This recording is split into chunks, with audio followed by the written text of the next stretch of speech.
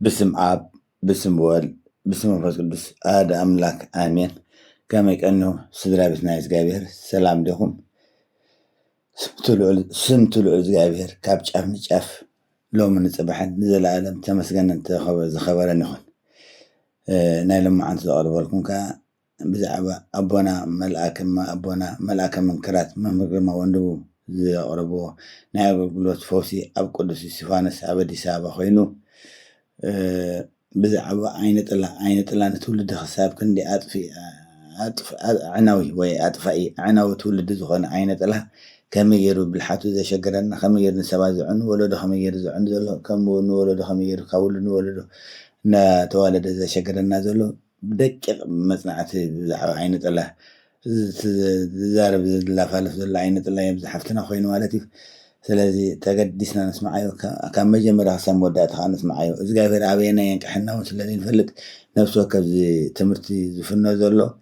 أب جمر أبلنا ويفرق قد فاعينا بله تقدسنا حسام ودات نسمعيه إذا قال في أبحادي أمرنا قطع بين خفتي أمرنا خفيتوس كردنا نفسنا رخوينا أبو أنا رخوينا وي كنفتشنا ورثي لازم عايز زارب عند بتهابني تتركم عند بتهابني نعهدكم كأني إذا سمع عين إذن لبنا يهبكم عين لبنا يهبكم وزجابر مش كلنا ياخد أبو قدس جبريل معتي إن يتركوا مسألة ذلها قدس جبريل نقولنا يرد الناملش كده لنا يورجت أني كسام وداتا كن سمعوه مالت ولا تزحلفنا يتوقعون سمعوه مناتس أب كل ملات ذلوا بدك أنت راسمين يا زجابر جدا كده تخيل لو كل تسلسل زين اسمعيه أمرنا بحدك زي خمسة كفتك أذكركم دل الأخبارات عواتي ولدي عديتاتي أبوتاتي ثم زناسكم كادك أيتم عيز بالكم كاي حواتي مالش سلازي نفتي نايبنا من البروغرام كتوكم وأنا نفتي البروغرام كتوكم أنت جموس توي عايزة من قلنا واي الزاقة هنا والزاقة قلنا نا تزاقة من نوم لا تنكر بين أين تلا أشلتوا كانديو أي تدبر بندها يقرمني كنات كا إيلي زارب ذلو زعبابنا عيدكاك ناي تنكفني مسكال زحازو إيلم بو سلا زحازوا تمام فسيش أني أي تنكفني بزم سخاذلني ولا قلب له من هاوسلو عين تلعب لالو إذا حفتنا زي أخا نيشيت على أخا جملة لكم تقري ولا مالت أبتي قند فيديو إذا حجي ده حلاي بعلم تسمعهم زوفنو زقربوا بناتهم بروجرام ديو جين أبتي قند بناي نوح ناكل 9 ساعات قدم أبتي زي تتفنو سمياني ره إذا حفتنا زي بوليسيا ناي شاملة ناي كسرة بوليس شاملة مرحيتها أنا زبلتها نوحها ولا بقومتها قرص خاني رواي فليت يعني لما بتسعاتي جن كم زي أجر من فستة أوت الليلة عدلهم كاوسيدهم عدلا وسيدهم بناي قمت ناي دفتر ما تتجرم بناي قمت كتاب اختيبهم نعاهيبهم أجاجي ما دنزيهم نعاهيبهم أبتوك أمتي حازيو إذا نعاهني هو تقاط أما كيلهم عدلا وسيدهم نربع حمشتن دي نربع كلتا معتي أو برجع قميتاتو بتعامتها سيان نخسر نوح عمتات تسعيا نسالة سنجلا نوح عمتات تسعيا دي سعيت عدمي الإنسان مالتي مالتي نسمع نفتر وقتها نسمع نفتر خدوك زاري قنا قد ندانا كاين تاقنا وي لا وي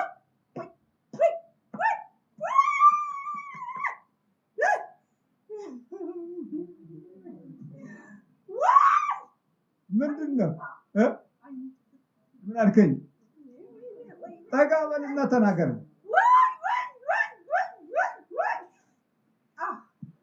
أستي يعتنقل عجيجبنا إيش من دنا متلو أني كوان سمينو قلال أسقب سلازي هجي انت يرحي غيوزوك نربكن يتتصوع مثل ما تسمى نفسهم تتصوع متى يسون بعد ما نتمنفس بقى تقريبا وقن رحيقو فريحو زالون يلو نعقد بتاعت وزلها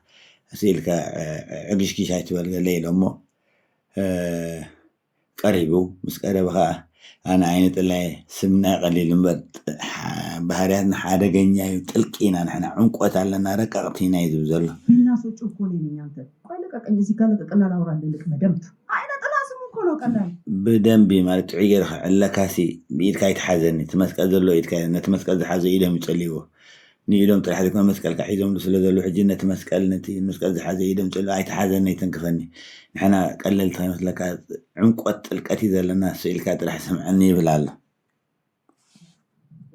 ስሙ ነው ቀላል አይነ ጥላ ሁሉም ለመደው አይነ ጥላ ስሙ ቀላል አዎ በረኞች ነን ስለዚህ አይነ ጥላ ሁሉ ለሚዶ አይነ ሰብ ማለት አይነ ጥላ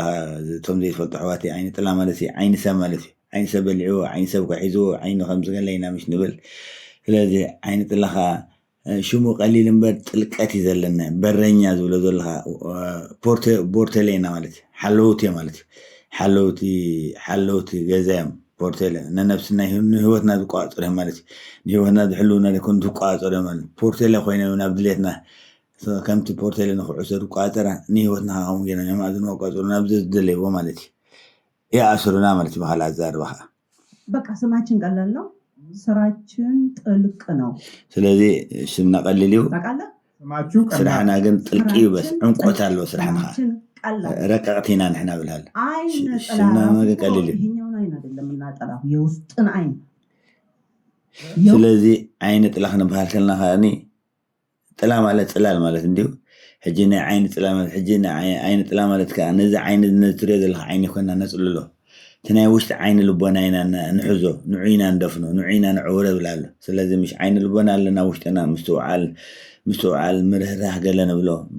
ዓይኒ ልቦና ንብሎ ምሻሎ ዘስተውዕል ዝምርምር ዝርዳእ ዘስተውዕል ስለዚ ውሽጣዊ ዓይንና ወይ ናይ ውሽጢ ብርሃን ናዮም ዝዓፅዎ ማለት ነቲ ብርሃን ናይ ውሽጥና ብርሃን ፅላል ኮይኑ ዝዓፅዎ ኣፅሊሉስ ይዓግቶ ማለት እዩ የፀልሞቶ ማለት እዩ ካላ ዛርባ ነዚ ናይ ደገ ይኮና ንዕውር ነቲ ናይ ውሽጢ ኢና ንዕውረ ብላ ኣሎ ውስጥን አይን ነው የምናጠላው የማሰብን አይን የበረከትን አይን ስለዚህ ነቲ ውሽጢ ዓይኒና ነፀልሞቶ ወይ ነፅልሎ ናይ ምሕሳብ ዓይኒ ናይ በረኸት ዓይኒ ናይ ምርህራ ዓይኒ ናይ ለዋህነት ዓይኒ ናይ ምስትውዓል ዓይኒ ነዚ ብምሉእ ዝደፍኖ ማለት እዩ ዘፅልሎ ዝዓግቶ የእውቀትን አይን የህይወትን አይን ናይ ህይወት ዓይኒ የዘመንን አይን ናይ ዘመን ዓይኒ በቃ ዘመን ላይ ቁጭ ካልክ ምንድን ኣብ ዘመን ቆይተል ኣብ ዘመን ኮፍ ኢልካ ንዘመንና ሙሉ ማለት እዩ ኣብ ዘመንና ኮፍ ኢሉ ኣብ ዕድመና ማለት እዩ ንዕድመና ሙሉ ኮፍ ኢሉ እንተደኣ ተቋፂርና እንታይ ዋጋ ኣለና ንነብር ኣለና መስለና እምበር ኣይንነብርን ዘለና ማለት እዩ ከም ሓደ ማርሞ ኢና ማለት እዩ ከም ሓደ ማርሞ ሓወልቲ ኢና ኮይና ዘለና ንበልዕ ንሰቲ ካልእ ከነሰውዕል ኣይንኽእልን ክንገብር ኣይንኽእልን ዝደለና ክንገብር ኣይንኽእል ሰብ ክንሕግዝ ክንረዳ ኣይንኽእልና እሱራት ኢና ማለት እዩ ሕጂ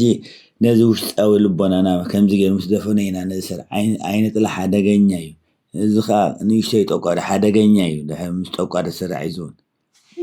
ዘመኑ ላይ ቁጭ ካልክበት አቀላኸው ያየ ይመስለዋል ማደናበር ስለዚ ውሽጢ ልቦኑ እንተዳ ሒስካ ጽሊልካ ይብላሉ ዝርኢ ይመስሎም በር ተዳናግሮ ኣብ ጸልማት ጥራሕ ይስቕሉ ዝምለስ ዓውንወን ጥራሕ ይዝልዋላ ሓንቲ ዋጋ ይብሉ ንብላሉ ማለት በቃ ምድንጋር በቃ ሎማ ዓንቲ የጉን ዝኾንኩ ኣነ 34 ዓመት እኮ ነው አንተ የኖርኩት ድፍረት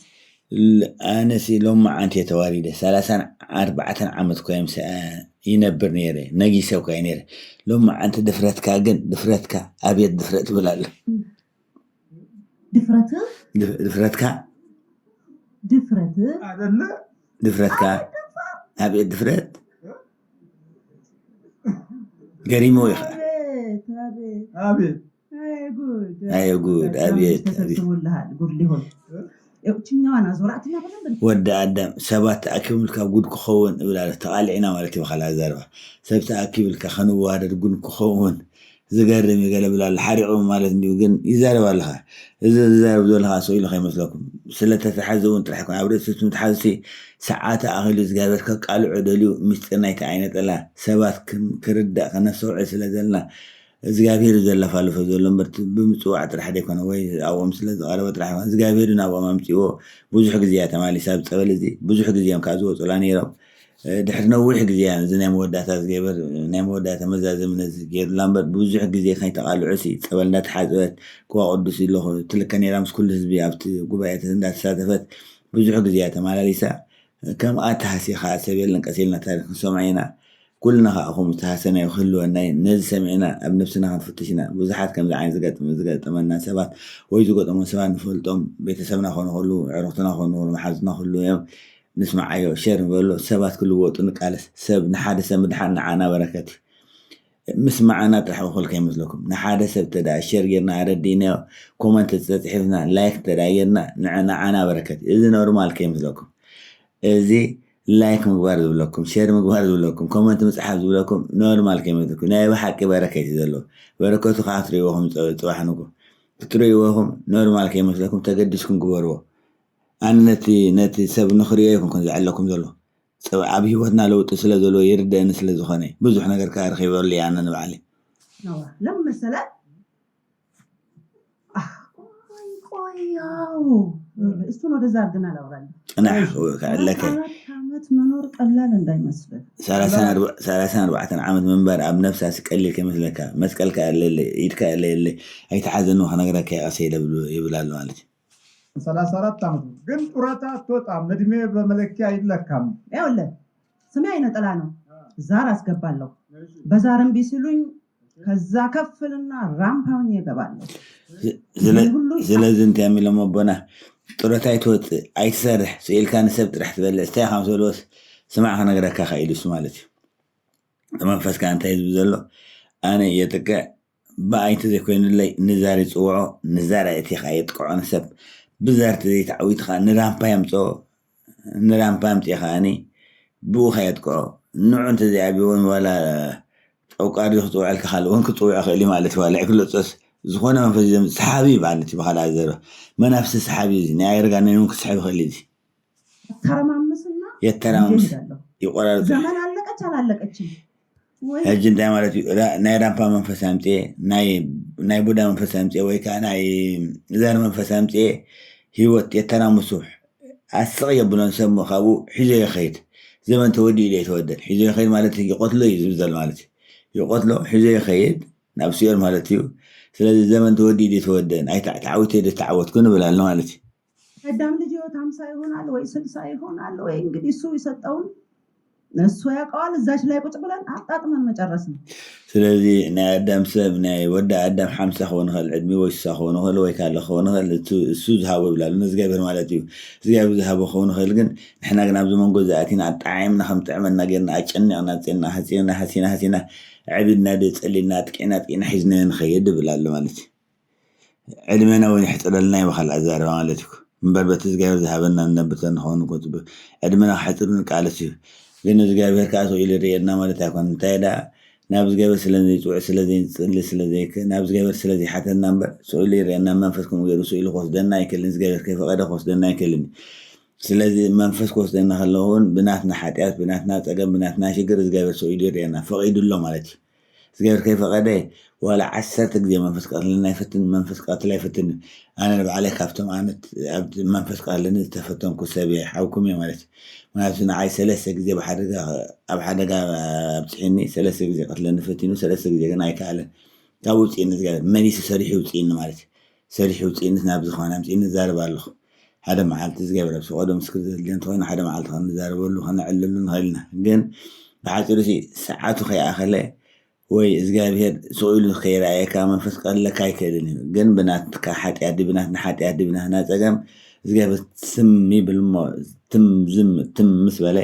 ትመንፈስ ዕድረክ ከተቃና ኮስደና ይኸሊ ማለት ዘይወስድ ነገር ያኮን ክንደይ ሰቢው ቀቲሉ ክንደይ ሰቢው በሃንደበታው ሕማም ናይ ልብ ድኻም ተባሂሉ ናይ ካንሰር ተባሂሉ ወቅዕ ልብ ተባሂሉ ስትሮክ ተባሂሉ ክንደይ ሰመይቱ ብጥላወጊ بعين طلع بزار بودا زمان نفس جمزار بني يرجعنا كندي سبي زوج بفلا بتلاقي كندي سبي بدفتر بخاله طلع هو عنده بتميته تبعي له كندي سبي سلازي سي مزجاب هير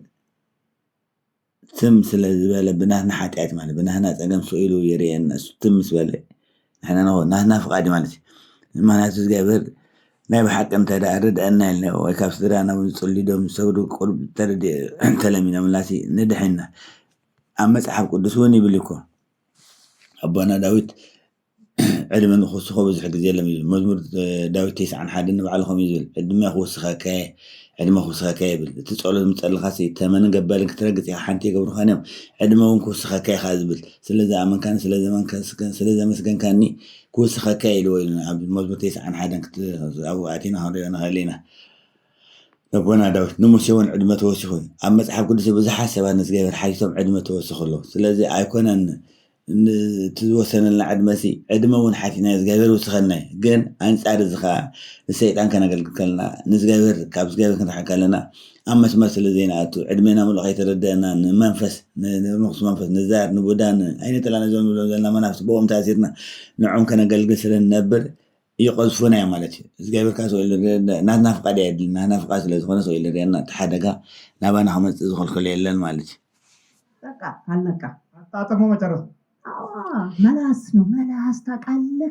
ፀጉራማና ሻካራ መላስ አለን እኛ። መላስ ነው አናሲ መልሐሰኛታና ለመጫቴና ፀጉራ ሸካራ ማለት ሓርፋፍ ዝኾነ ፀጉር ለና መኮርደድርን ወሉ ዝኾነ መልሐስ አለና ሻጥራቲና ማለት ኋላ ዛሬ በመልሐስናሲ ንዕሺና ማለት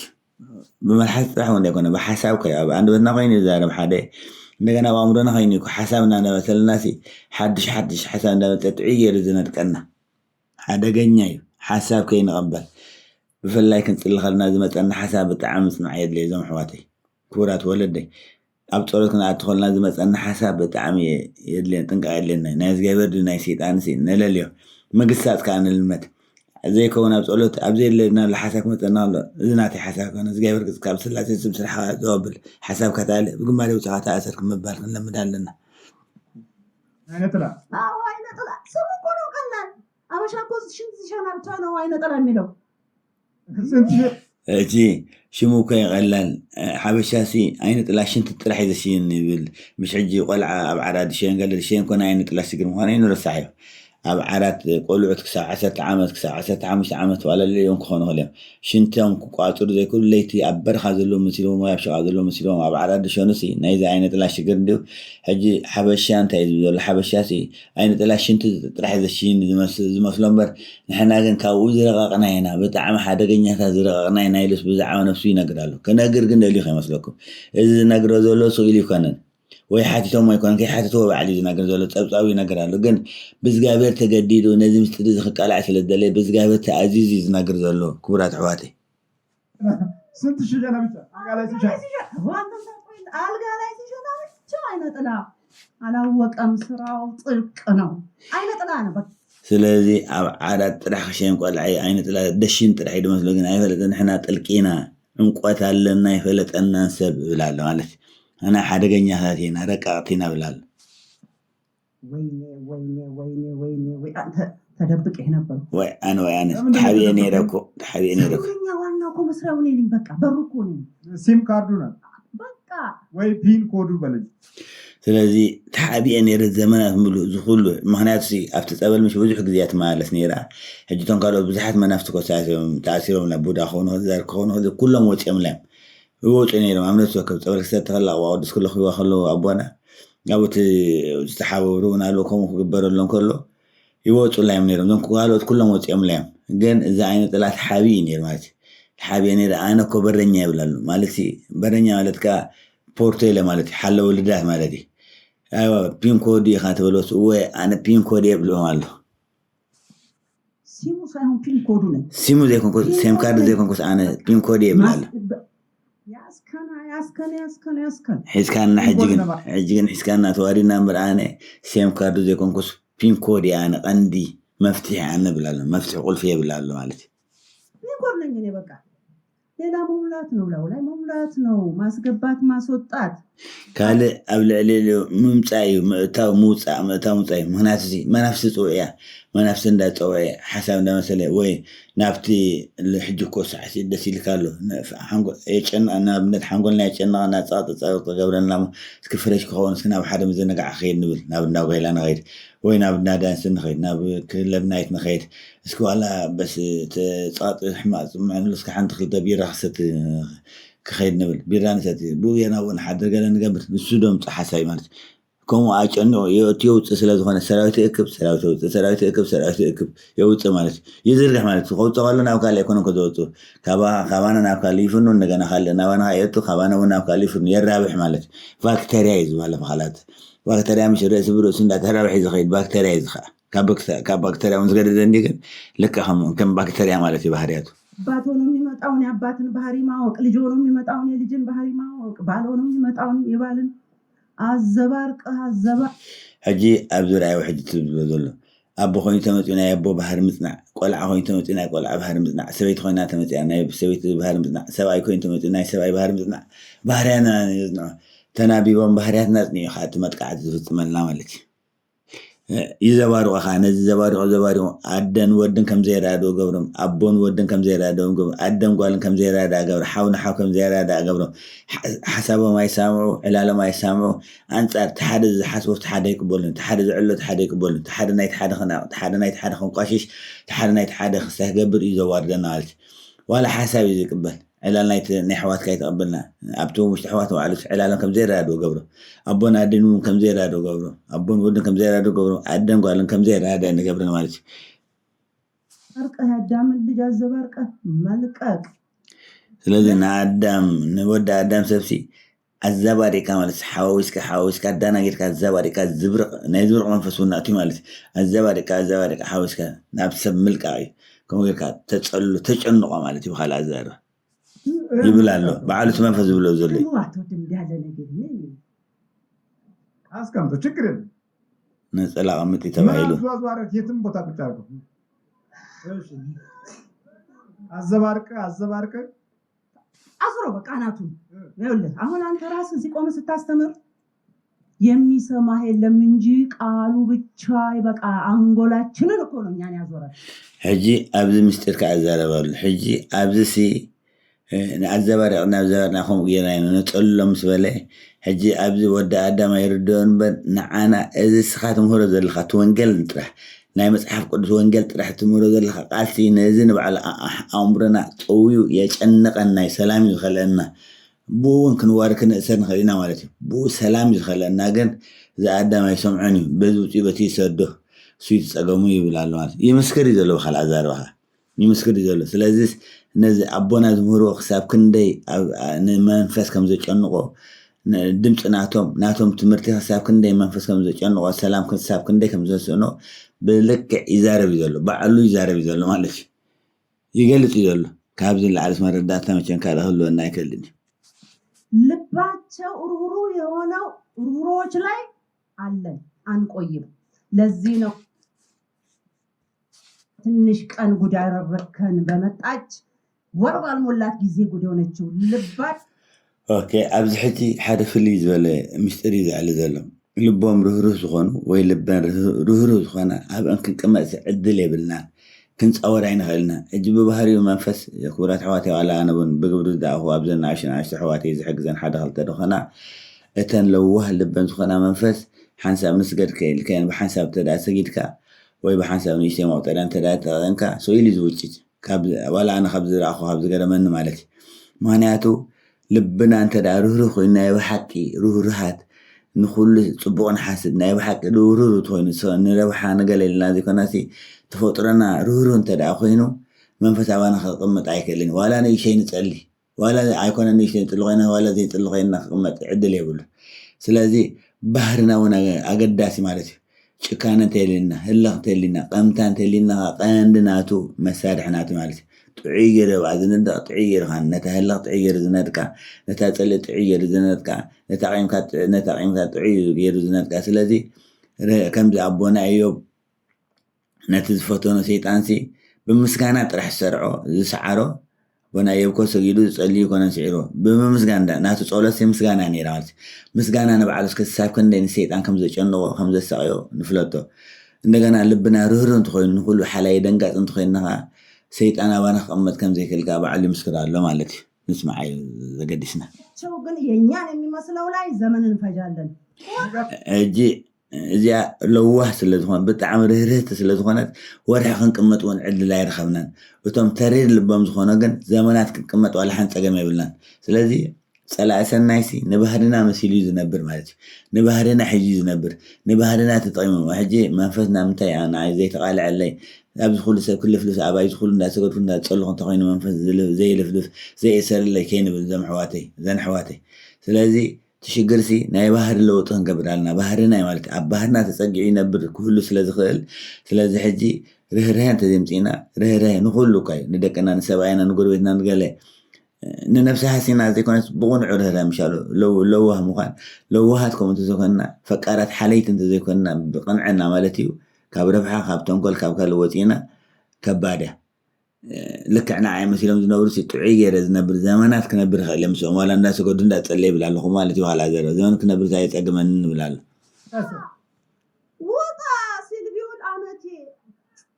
አመቴ አንቺ እኮ አለቻለሁ አንቺ እኮ እኔ ከመጣሁ አመቴ ነው በአንድ ወርሽ በ6 ቀንሽ አለቻት ባህሪያቸው የኛን ይመስላል በቃ የራሳችን ሕጂ ሓንቲ ሰብ ዝበለት ኣነ ዓይ ዝዕሊ ዘለት መንፈስ ሓንቲ ሰብሲ ኣነ ዓመት ሙሉ ኣብዚ ዝኩሉ ክጥዋዕ ዝኩሉ ፀበል ክሕፀብሲ መንፈስ ክትሓዘለይ ክልፍልፍ ኣይከኣልን ንስኻ ግን ኣብ ውሽጢ ወርሒ ዘይኣክል ግዜ ኣብ 6 መዓልቲ መንፈስ ከምዚ ኢሉ ክውጭ ክሰደልክሲ ዝገርም ከመይ ኢልዩ ገሌ ላስ ገሪምዋ እንደገና በቲ ሓደ ሓውሲ ቀን እውን ክኸውን ይኽእል እዩ ናተይ እንዳኣበየ ከመይ ኢሉ ናትክኸውን ገሌ ኢላታት መንፈስ ግን እንታይ ይብላ ኣሎ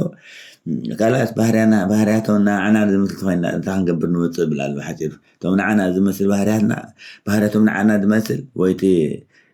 هل خنياتات تعبي تنياتات بحجر شيء كابتنا زغير مصحف قدزول وي كابت حقنا زغير زوص بهريات لينا كومالي ስለዚህ ባህር እዚህ ከመልና ነው ማለት ነዲቅ ነው ስለምታይና ጨካናት ኮይና ስለምታይ ቅምተኛ ህልኸኛ ንምታይ ኮይናስ ንሕተታ ነፍስና ሶይሉ ዝመጻይ ኮይነን ማለት ኣብ ግዜ ዘማዕበልና ይውን ከሆነ ካብ ስድራ ዝመጣ ወርሻውን ከሆነ ግን ክንልወጥ ኣለና ብሓጭር ሕጂ ነዚ እንዳ ሕጂውን ዋላ ምስገን ንጸልይ ነዚ እንተዘይቂ ለዊጥናዮ ኣብታ ባህር ሲኣ ኮይኑ ከትክኸናይ ዋላ መወዳታ ዝእሰር ዝወፅ ይኹን ግን ነዊሕ ግዜ ክወስደልና ክእል እዩ ከሸገረና ክእል እዩ ዓመታት ክወስደልና ክእል እዩ ከኣብውን ክእል እዩ ከቢድ ሰይጣንን የራሳችንን አይነት ልብ ካለው ይመቸናል መኖር ተመሳስለን ኦኬ ሕጂ እንታይ ይብላሎ ሰብሲ ንናይ ሰይጣን ልብ ተመሲሉ ልክዕ ንልብና ተመሲሉ ንባህርያትና ማለት እዩ ልብ ለሆነ ይብልን ሰይጣን ክንብል ኣይንኽእል ንፋስ እዩ ካብ ሓውን ካብ እሳት እንተሰርሑ እንደም እዚኦም እሳት እንድዩ ንፋስ እዩ ማለት እዩ ግን እንታይ እዩ ባህሪ ማለት እዩ ንናይ ሰይጣን ባህሪ ዝመስል ልብ እንተሒዝና ግን ዕድመ ሙሉእ ክነብር ምስኡ ፀገም የብላን ንዓና ዝመስል ልቢ ወይ ባህሪ ዝሓዘሲ ምስኡ ክነብር ዘመናት ምስኡ ክነብር ዋላ ሓደ ዝኽልክለና የለ መመሊስና ኢና ንኣስሮ መመሊስና ኢና ንፀፍዖ ብለኩም ይብለና ኣሎ ማለት እዩ ይነግረና እዩ ዘሎ እዚ ሕጂ ክንርዶ እዩ ዘለና ብጣዕሚ ኢና ክንርዶ ዘለና ምክንያቱስ እቲ ከመይ የጥቅዐና እዩ ዝነግረና ዘሎ ወይ ከመይ ገይሩ ንባህርያና ይጥቀመልና እዩ ዝነግረና ዘሎ ለካስ እዚ ፀገም እዩ ሞዚ ኮይና ክንልወጥ ኣለና ኢና ክንልወጥ ዘለና ማለት እዩ በስመ ትክክለኛውን ማለት በስመ እያለ በስመ አኮ ጉዳዩ በጣም እኮ ነው ይገርማል ሕጂ ኣብ በስመ አብ ካያ ለገጣል እንዳበሉ ከመይ ዝብሉ ከመይ እናነብሉ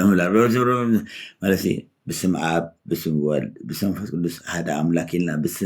بسنة سرعات كل جزء بسم أنك نقول لك لنا ويكنت اللي خلنا خبرات حواتي أديتاتي أبوتاتي ويزن عشت حواتي دكاي بسنة سرعات رجعنا تقالات كانوا تقلنا كانوا يدوموا تقلنا حيلي مالتي حيلي سلزخنا إسات كويني خانوا إذا قاتلوا مالتي حجينا تبسم أم كي ترى في زلاك ذل كم خمسين زولون نبالي بلا مالتي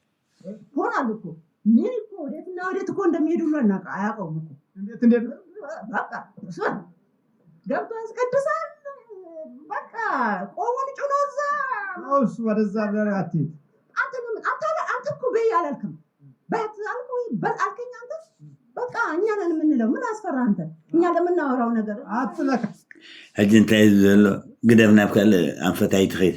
ካልእ ዘይበዙይ ሓትት ካይ ዘረም ሰሎስ ስኻ ደበሊልካና ኢኻ ንሕና በዓልና ኢና ዘረብ ዘለና ስለዚ ሕጂ እግዚኣብሔር ዓዚዝ ወይ ዘረብ ዘሎ ዝበልኩም ሰው ኢለ ይኮንኩ ማለት እዩ ስለዚ ሕጂ እንታይ እዩ ዘሎ ዝመንፈስ ስኻ ሓቲትካና ኢኻ ስኻ ደበሊልካና በዓልና ኢና ኮን ብዘለና በዓልና ኢና ንብዘለና ስኻ እንታይ ዝፍርሕ ኣለካ ካ ይብላ ኣሎ ተመሊስ ማለት እዩ ስለዚ እዚ ብሓፂሩ እግዚኣብሔር ሰዓቱ ኣኺልኮ ቃልዓ ስለ ዘለዎ ግለፅ ተባሂሉ ተኣዝዩ ዝገልፅ ዘሎ ወይ መወዳእታ እውን ነግረና ኹን በር ብርግፀኛ የገንስ እዩ እግዚኣብሔር ግለፅ ኢሉ ወይ ዝገልፅ ዘሎ መሶ ኢሉ ከምዚ ክነግር ኣይክእልን እዩ ምክንያቱ ብሙሉእ ጥበብናት እዩ ዝነግር ዘሎ ከመይ ገይሩ ጥቃዕና እንታይ ሽጣራ ጥቀም ከመይ ገይሩ ባህርያቱ ኣባና ዘስፍር ይነግረና ስለ ዘሎ ካብ ንላዕሊ መቸ ክንመሃር ኣይንኽእልና እዚ እንዳተምሃርና ክንርዳእ እንተዘይክእልና ክበድ ኢሉ እዞም ኣሕዋተይ ኩልና ንበራበር ካባይ ጀሚርኩም ማለት እዩ ካካተው በቃ እሱ ዘይራሱ ጉዳይ በቃ ታዲያ የራስን ባህሪ ብቻ ነው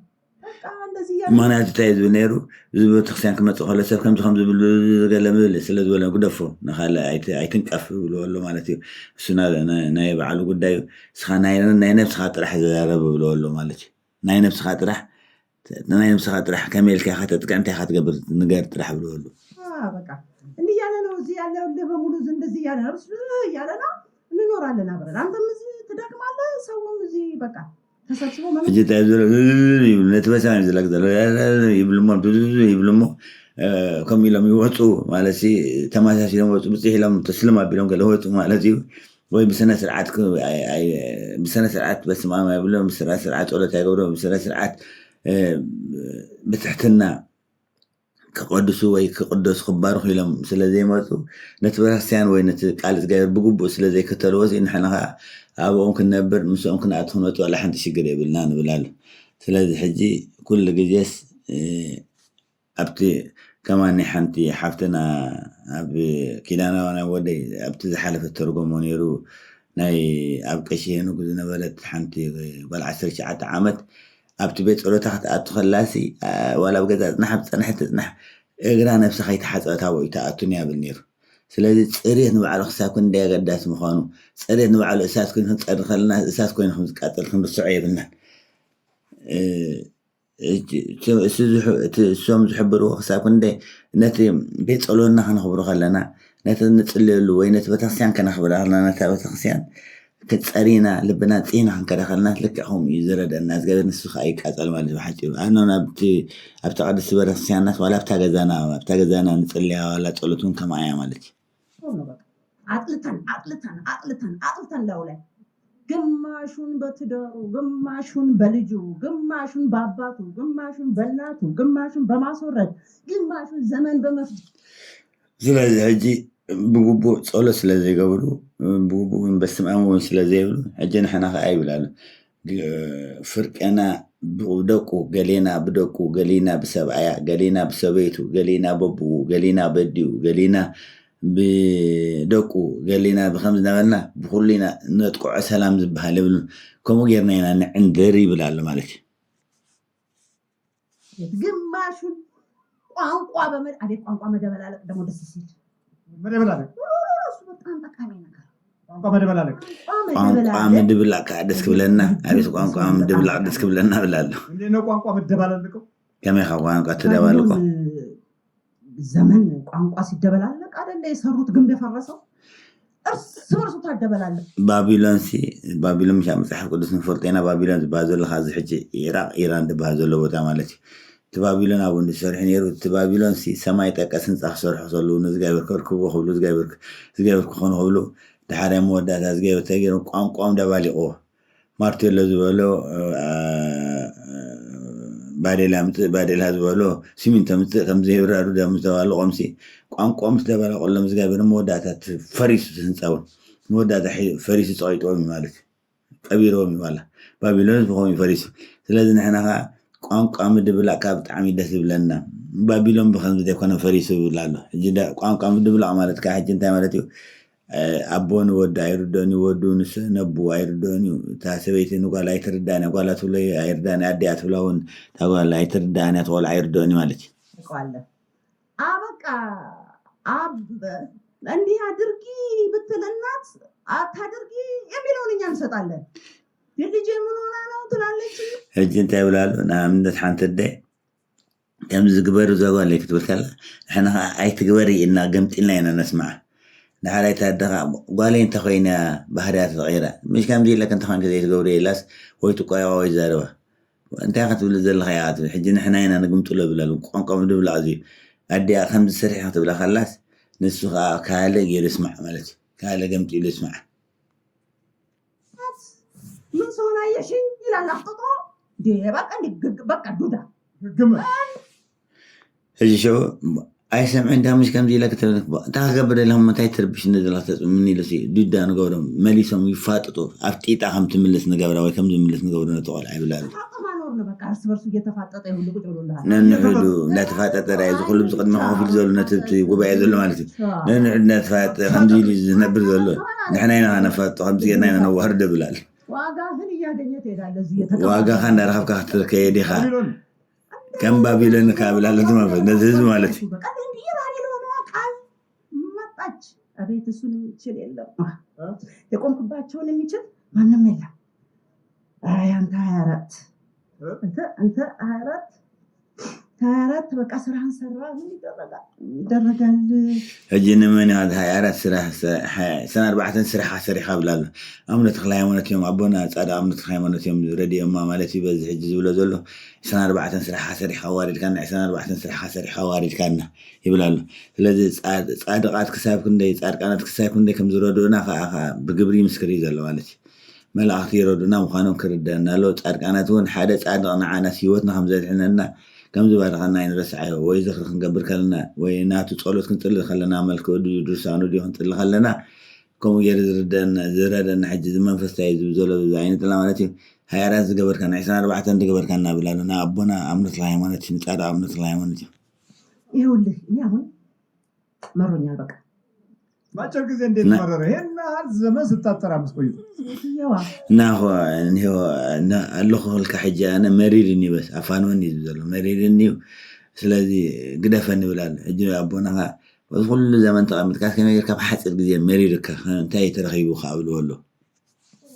رورو لب لا يالله لاي ونتنيا وسفراسي مطبن أنقويه لمن أهون أيمتو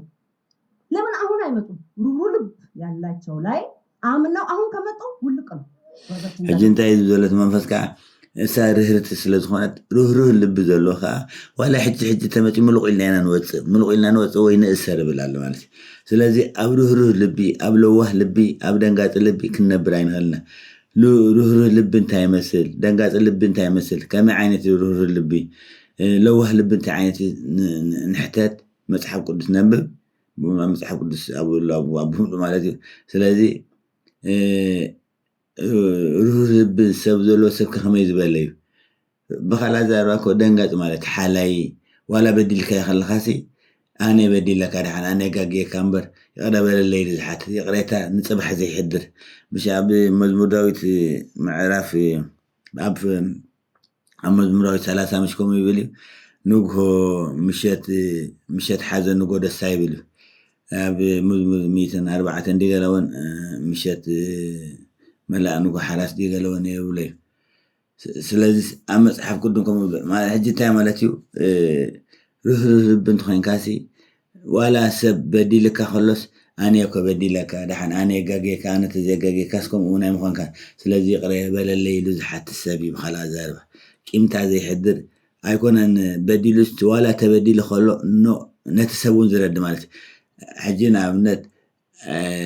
حدث بدي لنعي بدي لنخلصي نسوانسي بس بدل يزو وينزح خفايزو حدر يقولني لس أنا جاجي كعرب اللي كستحوين تيليس نابلو بيزملس إزغافر كان عاقلتي في زرد إنكم مالك روح باللب مالسي روح بزح عندي تملكي بحنت دا بز حجي نقولتو عين خلينا نوح مزنعات وين يلي حبريتها يلي وجن بحاجرتي تنام ودعتها روح مالسي كيمتا زي حدد حماق عادي حسب من السبك يقولوا إنه نفسه يقول أنا سبك يقولوا هذا حسب سبك قبلكم الله بدي له خلصي أنا جاجي كأنا بدي لك يقرب الليل مشام زبادة لك يقرب الليل توليت لنا نسيوخ بلك هذا اللهم حق أنت نتينا مالتي جن روح لبس كساب كنديز خير مالتي نتزبادة لس أنا بدي لك يقرب الليل لو مالتي خلاص زارب أبروح لبي ده كمت عين خيلنا بالحجر ሲመራመር እኮ ነው ወደ ላይ የደረሰው ደርሳለሁ እያለ ከፍ ሲል ደርሳለሁ እያለ ከፍ ሲል በቃ አለና ወረደዋ ባህል ነው ከፍ እኮ እያለ ዝም ብሎ በቃ ባቢሎን በዓለሲን ለዓሊ ይወጣል ሆን ለዓሊ ይብርኻል ሆ ይበርኻል ሆ ሰማይ ያርክባል ሆ ሰማይ ያርክባል ሆ እግዚአብሔር ያርክባል ሆ በልኝ ካው ፈሪስ ዱዋዕ ይወዲኦ ብላል ስለዚህ ሕጂ እዚ ለዕልና ንነፍስኻ ምዕባይ ننفسها بفولي مرأي أنا كو دوسي أنا كو سك أنا كو سباي أنا خماي كو يلن أنا كو فولي أنا كم جيز قبر أنا كو خم جيز لا أنا كو خم جيز سجد أنا كو كم جيز ننفسها حمبال كل جزء بتعم خبادي هيكون أنا نفسها حافة بالكاري كاسي مع التوي كمان بفولي بودا بهالمسف سويل بودا بهالمنفس سويل دمتنا كم نعلم مثلا همزار ومثلا حبزرينا مثلا بتعم شجاري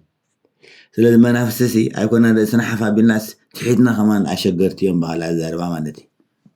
ያለ አግባብ ሲሆንበት አወረደው የራሱ ቁጣ ከላይ። የሰው ልጅ ደግሞ ልቡ ሩህሩህ ሆኖ ቀና ሆኖ ከመጣ ከእምነት ጋር ልቡ ከመጣ አንቆይም። በቃ ልብ ላይ ነው። ስለዚህ ሕጂ እንታይ ዝብዘሎት መንፈስ ባቢሎን ከምኡ ተተኪሶም ላዕላ ዝገበር ክመጣጠሩ ምስ ተነፍሑ ልዕልነት ምስ ተሰምዖም መወዳእታ ዝገበር ኣውዲዱ ኣፍሪስዎም ዓይኖም ማለት እዩ። ንሕና ከዓ ይብላል ንሕና ከዓ ርህሩህ ልቢ ለዋህ ልቢ ኮይኑ እሞ ከዓ እምነቱ ከዓ ፅኑዕ እንተኮይኑ ኣብ እምነቱ ከዓ ፅቡቅ እምነት ተልይዎ ደቂቅ ክንፀንሕ ኣይንኽእልና ውፅኢና ንብል ሙሉቕ ኢልና ንወፅእ ወይ ከዓ ቀልጢፍና ንእሰር ኮፍ ክንብል ዕድል የብልና ንብል ኣሎ ማለት እዩ። ስለዚ ኣሕዋተይ ንለወጥ ልብና እውን ንለውጦ ማለት እዩ። ልብና ምልዋጥ የገድሰና ማለት እዩ። በዛ ዓይነት የዘመኑ ሎጂክ ትከተላለህ ነው ወይስ እንደ ሰው ባህሪ ትለዋውጣለህ? አጠቃቁ ሕጅብ ኣቦና እንታይ ዝብሎ ዘሎ ናይቲ ዘመን ሎጂክ ዲኻ ትኽተል ማለት ናይቲ ዘመን ግዜ ሲስተም ዲኻ ትኽተል ወይስ ባህሪ ናይ ሰብ ኢኻ ተለዋወጥ ትሕዝ ትኽተል ብልዎ ኣለዉ። አጠቃቀም የዘመኑ ሎጂክ እኮ አላዋጣ ብለዋል።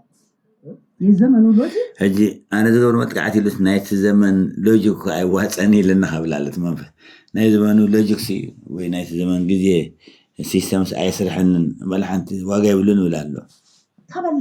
ተበሊዑ እኮ ሃይማኖት በላችሁ ሃይማኖት በሊዑ ወይ የቆምክባት ቦታ በላችሁ። ስለዚ ሕጂ ሃይማኖት ክሳብ ክንደይ ኦርቶዶክስ ክሳብ ክንደይ ሓያል ምዃኑ እዩ ዝምስክር ዘሎ ማለት እዩ። እዛ ዝቆምካዮ ቦታ በሊዓቶ ነቲ ዘመን ሎጂክ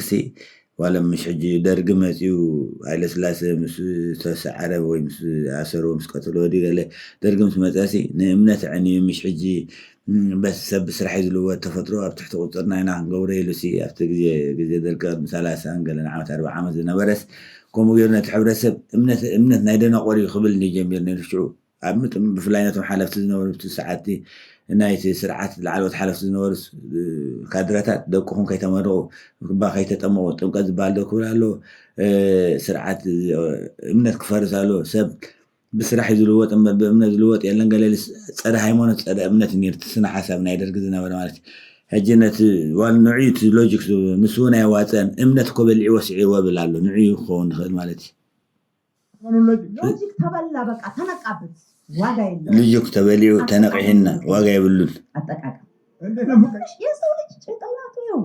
ይሄ የሳሳ ህዝብ ልቡ በእምነት የሳሳ የደከመ ህዝብ ውስጥ ለመግባት ይኸው ሕጂ እንታይ ዘሎ እሱት ናይ ዘመን ሎጂክ ኣይወፅና እንታይ ዳ ግን ልቡ ዝረቀቀ ወይ ዝለሓልሐ ደንበሎ እምነቱ ዝለሓልሐ እምነቱ ኣብ እምነት ሓይሊ ዘይብሉ እምነት ብግቡእ ተረዲኡ ክፅሊ ክሰግድ ዘይክእል ማለት እዩ። ካልኣ ዛረባ ንዝገበር ብግቡእ ዘይክብር ንዝገበር ብግቡእ ዘይፍቅር ልቡ ለዋህ ዘይኮነ ግን ንዓና ከነጥቅዖ ላሓን ፀገም የብልናን ንሱ ፀገምና እዩ ዝብል ዘሎ። ከምኡ እንተዘይኮይኑ ዝለሓልሐ ልቡ ወይ እምነቱ ዝለሓልሐ እስከነጥቅዖ ፀገም የብልናን። ንእሽተይ እያ ተኣኽለና ንእሽተይና እንደሊ ልቡ ብእምነት ዝለሓልሐ ወይ ብእምነት ድኸመ ፅኑዕ ዘይኮነ ህዝቢ ከነጋግዮ ወይ ከነጥቅዖ ሓንቲ ንዓና ንእሽተይ እያ ተኣኽለና ብላለ።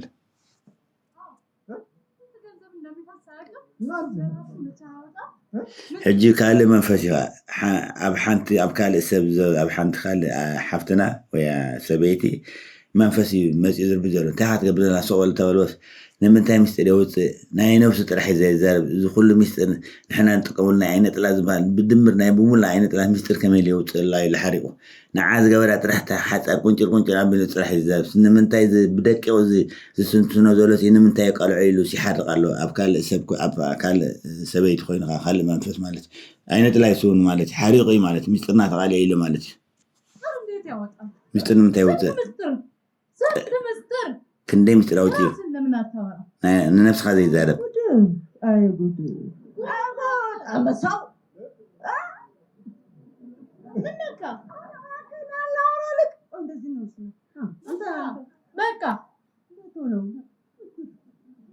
እቲ ኣብታ ክዛረብ ፀንሐ ተቐዲሙ ተኣስረላ መንፈስካ እንታይ እዩ ዘሎ ኣየጉድ ከምዚ ዝብል ኣለካ ብካልእ ኣዛራ እንታይ እዩ ዘሎ መንገዲ ንዛረብ ከም ዘለካ ይፈለጥካን እዩ ዝብሎ ዘሎ ማለት እዩ። ኣነ እግዚኣብሔር ፀፊዒኒ ቀፂዒኒ የዛረብ ዘለኹ በርሶ ኢለይኩም ኩን ዝልፍሉ ዘለኹ ክብል ማለት እዩ። يقول سوق أنت بلاش من عين تقول الله مالت بقوة عين نفتيتي تم تقول مالت نمت يوم تقولي مالت በየቀኑ ስንት ገንዘብ እንደማወጣ ታውቃለህ? ስንት ባክም ያደለም የዘመኑ ሎጂክ ያስተጣ ኣብ ነፍሲ ወከፍ መዓልቲ ክንደይ ገንዘብ ከም ዝወፅእ ክንደይ ገንዘብ ከም ንኽፈል ፈሊጥካ ዶ ከም ዝወፅእ ይብል ኣሎ ናይዛ ክድብፅ ፀንሐ ናይዚ ካልአይቲ ጓል ማለት እዩ ገና ኣይፈለጠን እዚ ኣይፈለጠን ከመይ ከም ዘለና ኣይፈለጠን ከመይ ከም ትቐፅዓን ኣይፈለጠን ዓይነት እዩ ዘሎ ኣቦና ናይ ዘመኑ ሎጂክ ከመይ ክትገልጦ ኢሎም ሓትበሉ መሊሱ ያጠቃቀም ዘዴ ይላል ይኸውልህ አጠቃቀሙ ምን መሰለህ አሁን ደስ ይላል አጠቃቀሙ ምን መሰለህ አላወቅም ተው ከዚህ ጋር እንጫወት እናንተ ግደፍ ኣይፈለጥካን ብሎ ብመስቀል እንዲም ተንኪፎ ማለት እዩ ኣይተረብሸና ስኢልና እንደንዕልል ብላሉ ማለት ሓሪቕ ማለት ግደፈና ብላሉ አትቆጣ ኣይትቆጣዕ ስወል ለጉድ የተፈጠርክ ሕጂ እንታይ ይብላሉ ነቦናኻ ኣይደኽመካ ኣይትርብርብ ኣይስልችወካ ንጉድ ተፈጠርካ ይብላሉ ብሓፂር ብዛዕባ እቲ ኣበርክቶኦምን ፃዕሮምን ኢኻ ዝገልፅ ዘሎ እግዚኣብሔር ተመስገን ይኹን ስለዚ ንሕና ሰባት ክንገልፆም ኣይከኣልናን እግዚኣብሔር ግን በዚ መንፈስ ገይሩ ይዛረበሉ ነዚ መንፈስ ይዛረበሉ ንሕና ሶም ሰባት ቶም ዝድሓና ከማን ክንዲ መንፈስ ገይርና ክንገልፆም ኣይከኣልናን ነቦና ቶም ዝድሓና በረከት ብኦም እግዚኣብሔር ዝረደና ወይ እግዚኣብሔር ብኦም ረድዩ ዘድሓነና ከማን እግዚኣብሔር ይኹን ኣይመስገናን ከምኡ ገይርና ወይ ንዖም ነቦና እውን ነዚ ኩሉ ከመይ ጌርኩም ፀይርኩም ኢልና ነቦና እውን ኣብ ፀሎት ዲብካ ለዚ ከምኡ ንሓስብ ውሕዳት ክንከውን ንኽእልና ኣይተረዳና ከምኡ ስለ ዝኾንና ሙሉእ መዓልቲ ሓንሳብ ናይ ጥንቆላይ ሓንሳብ ናይ ደብተራይ ዝገየጋ ይገለ እንዳባለ እታ ቤተ ክህነት ከይተረፈት ማለት ካህናት ከይተረፉ ማለት ንኩሉ ዶ ይኮነሲ ብዓብዪ እታ ቤተክርስትያን ኣፍቂዳት ይሰርሑ ኣለዉ ፀገም ዘለዎ ነገር ኣይኮነን ግን እቶም ድቆሙ ዘሎ ሓደ ክልተ ማለት እዩ እቶም ድቆሙ ዘሎ ግን ዓበይቲ ሰባት ተረኻ ዘይኮኑ ሰባት ፈለስቲና ባህልቲ ደሞ ወላ ዓበይቲ ኣቐሽሽቲና ዝብሉ ዝነቕፎም እዩ ዝገርመኒ ዘሎ ማለት እዩ ግን መንፈስ ከዓ ይምስክር ኣሎ ብትለየን ቆ ብንለያየን እናንተ ስርህን ይንቀለው ኦኬ ኣመርገ ማለት እዩ ኣነ ስኻን ተንፋል ባስ ሱርካ ይንቀሎ ይብል ኣሎ ይራገም ኣለኻ ማለት እዩ አሜን ኣሜን ኢሎም ተመ ስርህ ይነቀል ሕጂ እቶም መናፍስቲ ኣብኡ ብዙሓት ተፅውዕ መናፍስቲ ኣለዉ 2300 ኣብ ሰባት ዘሎ ማለት እቶም ሰባት 2300 ዝኾኑ መንፈስ ተፅውዐሎም ኣለዉ ሕጂ ኣብኦም ኮይኑ ኣሜን ይብል ኣሎ ኣብቲኣ ኮይኑ ይራገም ኣሎ ኣብቲ ብዙሕ ህዝቢ ዘሎ ከዓ ኣሜን ይብል ኣሎ ማለት እቶም መናፍስቲ ኣሜን ይብልሎ ማለት እዩ ስሩህ ይንቀልካ ምሳሌ ስርህ ይነቀል ሱርካ ይነቀል ለዘለዓለም ይለይህ ከኛ ይለይህ ካባን ይኽለኻ በቃ እንዴት አለ ምርቃት ነው ምርቃት ይተሉ ከመይ ዓይነት ምርቃት ክርስቶስ ስም እንገዛለን በኢየሱስ በቃ ቋስረህን አላው ድንግል ማርያም ስም እንገዛለን ድንግል ማርያም ስም እንገዛለን ብኢየሱስ ክርስቶስ ስም ንግዛእ ብድንግል ማርያም ንግዛእ ዘሎ ዋኺ ኣሲርካና እንዲኻ መቕዶማ ይብል ኣሎ ግን ይብል ኣለኻ ከምኡ ኢሉስ ነገና ዝኣዝዞ ይብል ኣሎ ማለት እዩ ስላሴ ስም እንገዛለን ስላሴ ስም ንግዛእ ስላሴ ስም ንግዛእ ክርስቶስ ስም ንግዛእ ቆይ እኔ የምልህ በድንግል ማርያም ስም ንግዛእ ቆይ አንዳንድ ሁኔታዎች በቁመት አይተን የገባው አይነ ጥላ በመልኩ አይተን የገባው ኣና ሓተካ ዓይነት ጥላሲ ብቁመታ ሪኢኻ ዲኻ ኣቲኻ ወይስ ብመልክዕ ሪኢኻ ኣቲኻ ብምንታይ ኻ ኣቲኻ ይብሉ ኣሎ ተጃጅል አጅሎ ቁጭ ሆና አላየህም አንተ በቁመና በመልክ ስንት ጊዜ ተወስዳ ስለዚ ኣነ ብቁመና ብመልክዕ ኣቲ ክንደይ ጊዜ ተመሪፃ ዋላ ፋሽን ሾው ተመሪፃ ነይራ እንደ ሞዴል ክትኮን ማለት በርኩ ያኔ ስለዚህ አሁን ለሚወዛወዙት ራቃታቸውን እምብርታቸውን እያሳዩት ሞዴል እንደሚባሉት ያኔ ተጠርታ ነበረ እዞም ሕምብርቶም ቀሊዖም ሞዴል ተባሂሎም ዝንቀሳቀሱ ጣዋዊ ስዕስዕ ሽዑ ብትግዜት ዋላት ቀደም ንኸምኡ ተመሪፃ ነይራ ስለዚ ሓርያ ይብላሉ ማለት አይሆንም ብለን ነው በቃ ከዛ በኋላ አቀጨጭን ትዳሯን በላ ልጅ ግን ቀናዕኻ ስለ ዝኾነ ዓይነ ጥላ ቡዳይ ማለት ኢኻ እዚ ዓይነ ጥላ ቡዳይ ይኸውን ንኽእል ዓይነ ጥላ ቡዳ ስለ ዝኾነ ሕጂ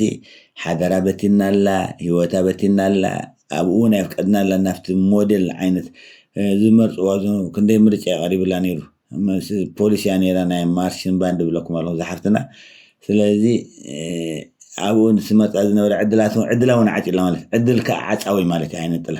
عين تلاقو عدل يزعجو عدل تلاح خيمة لكم كا ولا رأينا زعجو أمونكمنا عندي زغمة دبزة كذي أمونكمنا خينو أبقى برنا ونعمتك أمونكمنا خينو كا نحاسبو خاني غير ما موجود نحيزو نحاسبو خاني عدل نعجونا رأينا عند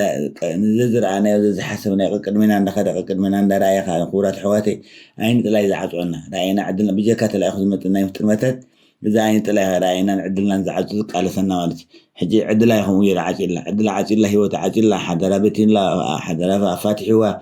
مصدق أفعل لي هو نبينا وجزاء عسير وندخل العمتات مالتي. وشهم بالله نوروان كفن ذات الأوقات وانا ساتقرن بالتمارة عندنا فوق. فلت أتحاج إنه تماهرة قد رميت وزنا ولا فلت أتحاجنا كل عسيرنا لك بلينا عدلنا بلينا هو تبلينا كله نبرة بلينا بلال فلت تبلينا. عندنا قرب التاسعية كرماي هذا شنك الله فا. ما تجت حنت نجت نجت كأقدمية تزخيدو حنقولها بتعامل كأكتيف نيرجن بلاشنا يقولوا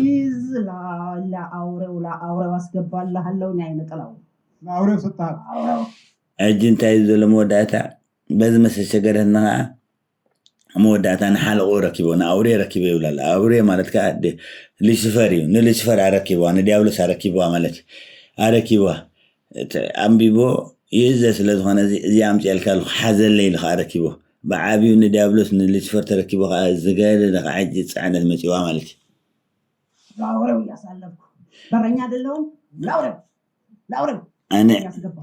أنا بورتلي كوندي أنا حل ولده عندي نتا أوري ندابلوس حلي فيه بيا نوعها أتيه بلال لا أوري ستأمات لجوج فندق تصدق عدركوين قلعة تخمزي تعب نتا أوري نتداول سيبي أركي بيحلي فيه بيع قلعة تخمزي تعلي خمزي تعب حدا لا خمزي تمرح جيرا كل بتين اللالت كل يوتا خابا إكساب زيد بتين وقتلوا مالك كندي سبي خمزة قتي من نزل كندي حواتين خمزة قتي من نزل كندي حواتين خمزة كندي حواتي خمزة قتي من نزل حدارو بناي عين تلا شجر تفاتحهم كندي دكنسي حواتين بناي عين تلا شجر تفاتحين ما زدت مرعو بيجي كانوا زموسي أبب سكول لا يخمروا أخلوا أبسمونا ندافع أبتلا لا أبسمونا ندافع حدا كم زي قبل كندي عين تلانت بعين تلا تأثيرا ذا لاستيك سافيجول تأثير كمرعو ذيك على حدا قبل ذيك على شتى لا يكونوا ولا الكول داون ذيك على ما حتى أنا زعزون كندي حواتنا ينزل الله كندي حواتنا يوم كدلو حدا رم تبتنا بس كعين تلا وندا عين تلا سيت عين تلا ودا عين تلا وسيت عين تلا أبتوال ويا وندخون مالتي مسو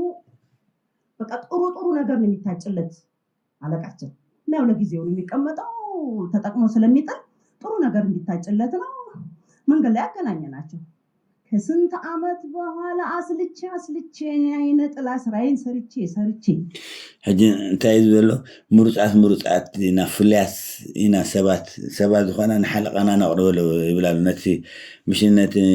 ንኣጋንንቲ ሕሊፈ ሂብያ ንሓለቃና ንኣውሬ ምሽ ሂብያ ነቲ ኣረዊት ሂብያ ምሽ ብል ነይሩ ንሉሲፈር ማለት እዩ ዲያብሎስ نأت حلقة أنا خاني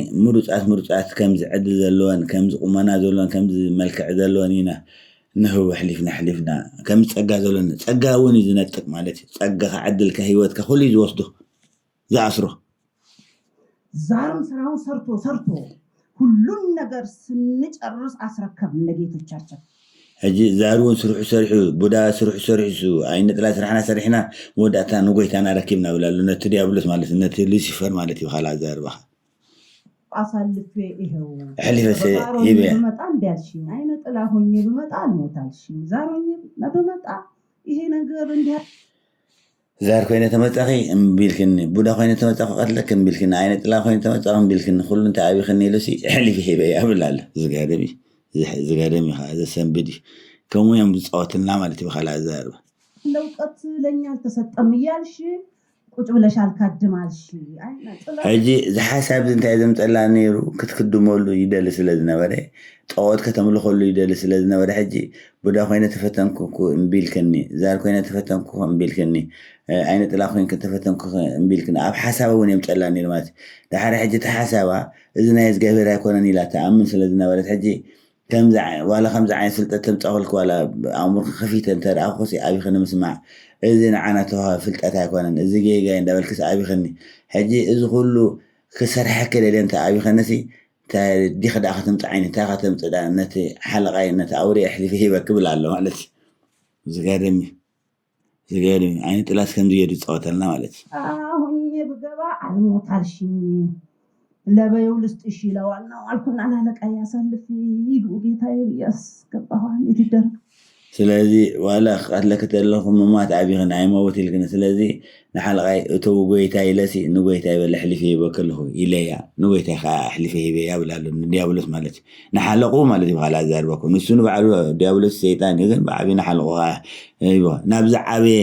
ናብዚ ከበደ ማለት ዲያብሎስ ምስ ሓዘካ ከዓ እንደገና ንዑ ከተውፅኻ ዝገደደ ማለት ኩሉ ብሎ ማለት ብምሎም ሰራዊት ኣለኩ ብምሎም ሰራዊት ዞም ዓይነት ጥላ ተቆዳደር በትወርደ ንብሎ ኩሎማ ናፍስሲ ምስቲ ዲያብሎስ ኣሎ ማለት እዚ የለ መንፈስ የለን ማለት በሃል ኣዛርባ ንኸምዘ ንኩሉ ዘእዝዝ ንኩሉ መንፈስ ዘእዝዝ ዲያብሎስ ሓለቀው እዩ ኣረኪቡካ ማለት እዚ ከዓ እቲ ናይ መወዳእታ ፈተነ ብጣዕሚ ዝኸበደ እዩ ይጉ ጌታ ይበል አሁን ባረኞች ነው እኮ ስማችን ነው እንጂ ትንሽ ስራችን ጠልቅ ነው አልኩ እኮ አስገባ እኛ በር ላይ እናጨበጭባለን አጀሪ ዘምሽክ ኢለካ እኮ ንሓና እኮ ፖርትሌና ወይ ሓለ ወድታይትነካ ድሕሪኡ ከምኡ ጌርና ንሓለቃና ረኪብና ንሓለቃና ምስ ተረከባ ንሕና ኣብቲ ኣፍ ደገ ኮይና ነጠቃዕ ነንጨብጭብ ሓለቃና ምስ ተረከበካ እስር ተኣሲራ ማለት ስእልዋን ይዞልህ አንተ መጠጥ ተዛሬ ሕምሹ ኣቢልዋ ቅድም ስታስተምር ነበር ሕምሹ ኣቢልዋ ኣስቃይ ብሎ ማለት እንዲ ሕጂ ስእሊ ሓይዛ መፅአትካ የላን ማለት እኮ ስጋ ደማ ዕጥምታ ሕልና ኣሙራ ኩሉ በሊዑ ወይ መንፈስ ማለት እዩ መንፈሲ ዕንይዋ ይኩሉ ማለት እዩ ክትሪኣ ከለካ መልክዕ እውን ቪድዮ ስለ ዘይኮነ እምበር ኣብቲ ቪድዮ ናብ ሓንያት ክትሪእዎ ተለኹም ሰደልኩም ወይ እንተደሊኹም ኣብ ኮመንት ተጻሓፉለይ ስለዚ ዋላ ገጻ እዩ ፀሩሎም ሲልዋ ደቢንዋ ነፍሳዊ ብጣዕሚ ጉብዝና ቁመታን ክትሪኣ ከለካሲ كمي عين سبكم من وراء يردك يجن حجي لا بحقي كسب كندي عني وخلا عني وهم زلت رأيك بتعمل تحزنك أنت لنتأكد حفتنا زاجا زمني تكسر لي تكاتر منون يا سولي جيكو سألونا يالله وباون سأسألون يزون يوزاو يلم أجن تعيز زلوا بخلا زارت منفسك ودي سبسي سولي حيز زارب زلوا كله شيء عسكرا حيز زارب زلوا بركيوت يلن أمور يلن نفسنا تعيقونن أبتحتنا يزولن حنا نتواصلنا عسكرا سولي حيز زنبر زلوا مارموي يبلغنا الله عليه مارمو خوين نبدلنا نطويون نبدلنا نوزة تدلنا نقتلو تدلنا نفاقو تدلنا دم نفاسو تدلنا بترين أتو تدلنا نتصلو تدلنا نقاچو مالتي تدلنا نعبدو تدلنا نقتلو بالله مالتي وش يقولون ما ننت يقولون ولا حنت بواديو سولت راح يزيد بواديو يلا قماشو بدوري تعشات متأشبين يلا قماشو تنسبسو تحمله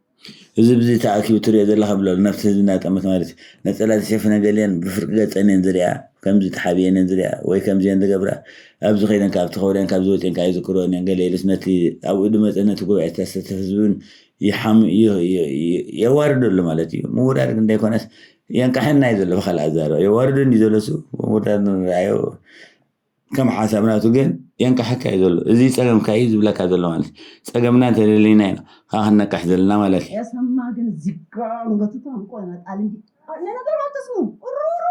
أنا مسمات ملكام سلازي دي سمع جن تحاني وقرر تحاني قبل ما تيم محارب لالو جن نقول يسمعوا تسمعهم ده توارنا عندهم يسمعوا قبل لحد مالك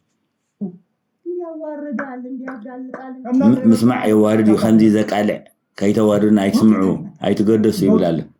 وديتا هاي نطلع ስለዚህ ሕጂ ካብ ቦዲኻ መፅኻ ሰሉስ ካብ ቦይኩም ከበዲኩም እንታይ ላ ዘሎ ብፍትወት ዝመፅኻ ዓይነት ላይ ብድሌት ዝመፅኻ ዓይነት ላይ ይብላሉ ብድሌት ካብ ደገ መፂ ዝኣተዋ ይባሓፂሩ ብድሌት ዝመፅኻ ይብሉ ናይ ቦ ኣይኮነን ናይ ዲ ኣይኮነን ማለት እዩ ውዴታ ይነጥላለን እንዴት ነው እና ሰውየውን ወይም ሴትየዋን ወይ ልጅቷን እንወዳለን በምንፈልገው ነገር እንገባለን ምንም ነገር እንዳይሆንላት እናደርጋለን ሕጂ እንታይ እዩ ዘሎ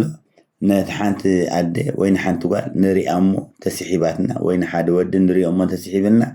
نعنا بس تعملنا زجبرنا جرنا بتبكونا أتوم ساعتنا زخوانا نجر كم زي قناع كم زي سلطان هو تو خم زي بارغن حدار كم زي جبر هو زخوانا نجر تمرت خم زي مهر سرح خم زي سرح يجبروا مالتي دحين نقول نقاط أريد ذا مالتي سلاز حجي عدل كان بب ملك حاري كمان خيري لك تنعدس دولة الأسير ودايركت مسيت كعك هذا حجي تلاقي أخوي كنا قال لكنا ويكاب سرعة ما تلكون بعلو أباير الزنبري مالتي أباير الزنبري ويبتو أمر الزنبري وقرقو الزنبري هم اللي زاتوا كذا اللي مالتي ويكاب سرعة ما تكهلي ወንድም ሴትም እንሆናለን ሴት ሆነን ስንገባ በሴት በኩል የሚመጣውን ነገር በሙሉ እናበላሻለን ሴትነት هجي ودي خوينا نأتو سبيت خوينا ونأتينا نحن ولا صوتا زي ولا نخلصي صوتا يقولني روح منفس ببهاريو جن لك ود خوينا نأتنا خيلنا وقال خوينا نأتنا نابنت قال تاع خوينا تأتينا بقال زي ما تعدل كلنا عطوه عطوه ود تخوينه بود زي ما حدا رادي قال خا عطوه له بقال تخوينا عدل هذه تمرت هذه منفعات هذه وهي كم سبنا سيتنا مالك ناي سبيتنا مالت سبح مسرح خون غير قال عمل لايك خون عدنتها مالتي عدنتها تقاطره كم زي تربع سيلا كم زي تقدس وين دقه كم زي تعلي مغب كم زي تعلي سبات كم زي تحل كم زي ترد يقبر مالتي تي عدنتها يقاطره مالتي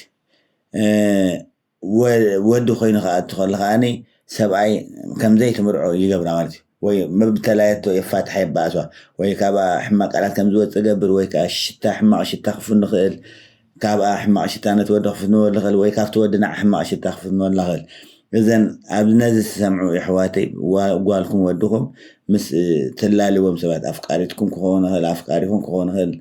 أما حازوهم عاركم كون هل نقاط أن حادرت موت وسب وي بشتاري وي بعلال يحقوكم تلني عينة لا شكر كون سلازم فتشوا معناته وي شتام تيدي وي حماق لا تمشي كم زي مسخ كم زي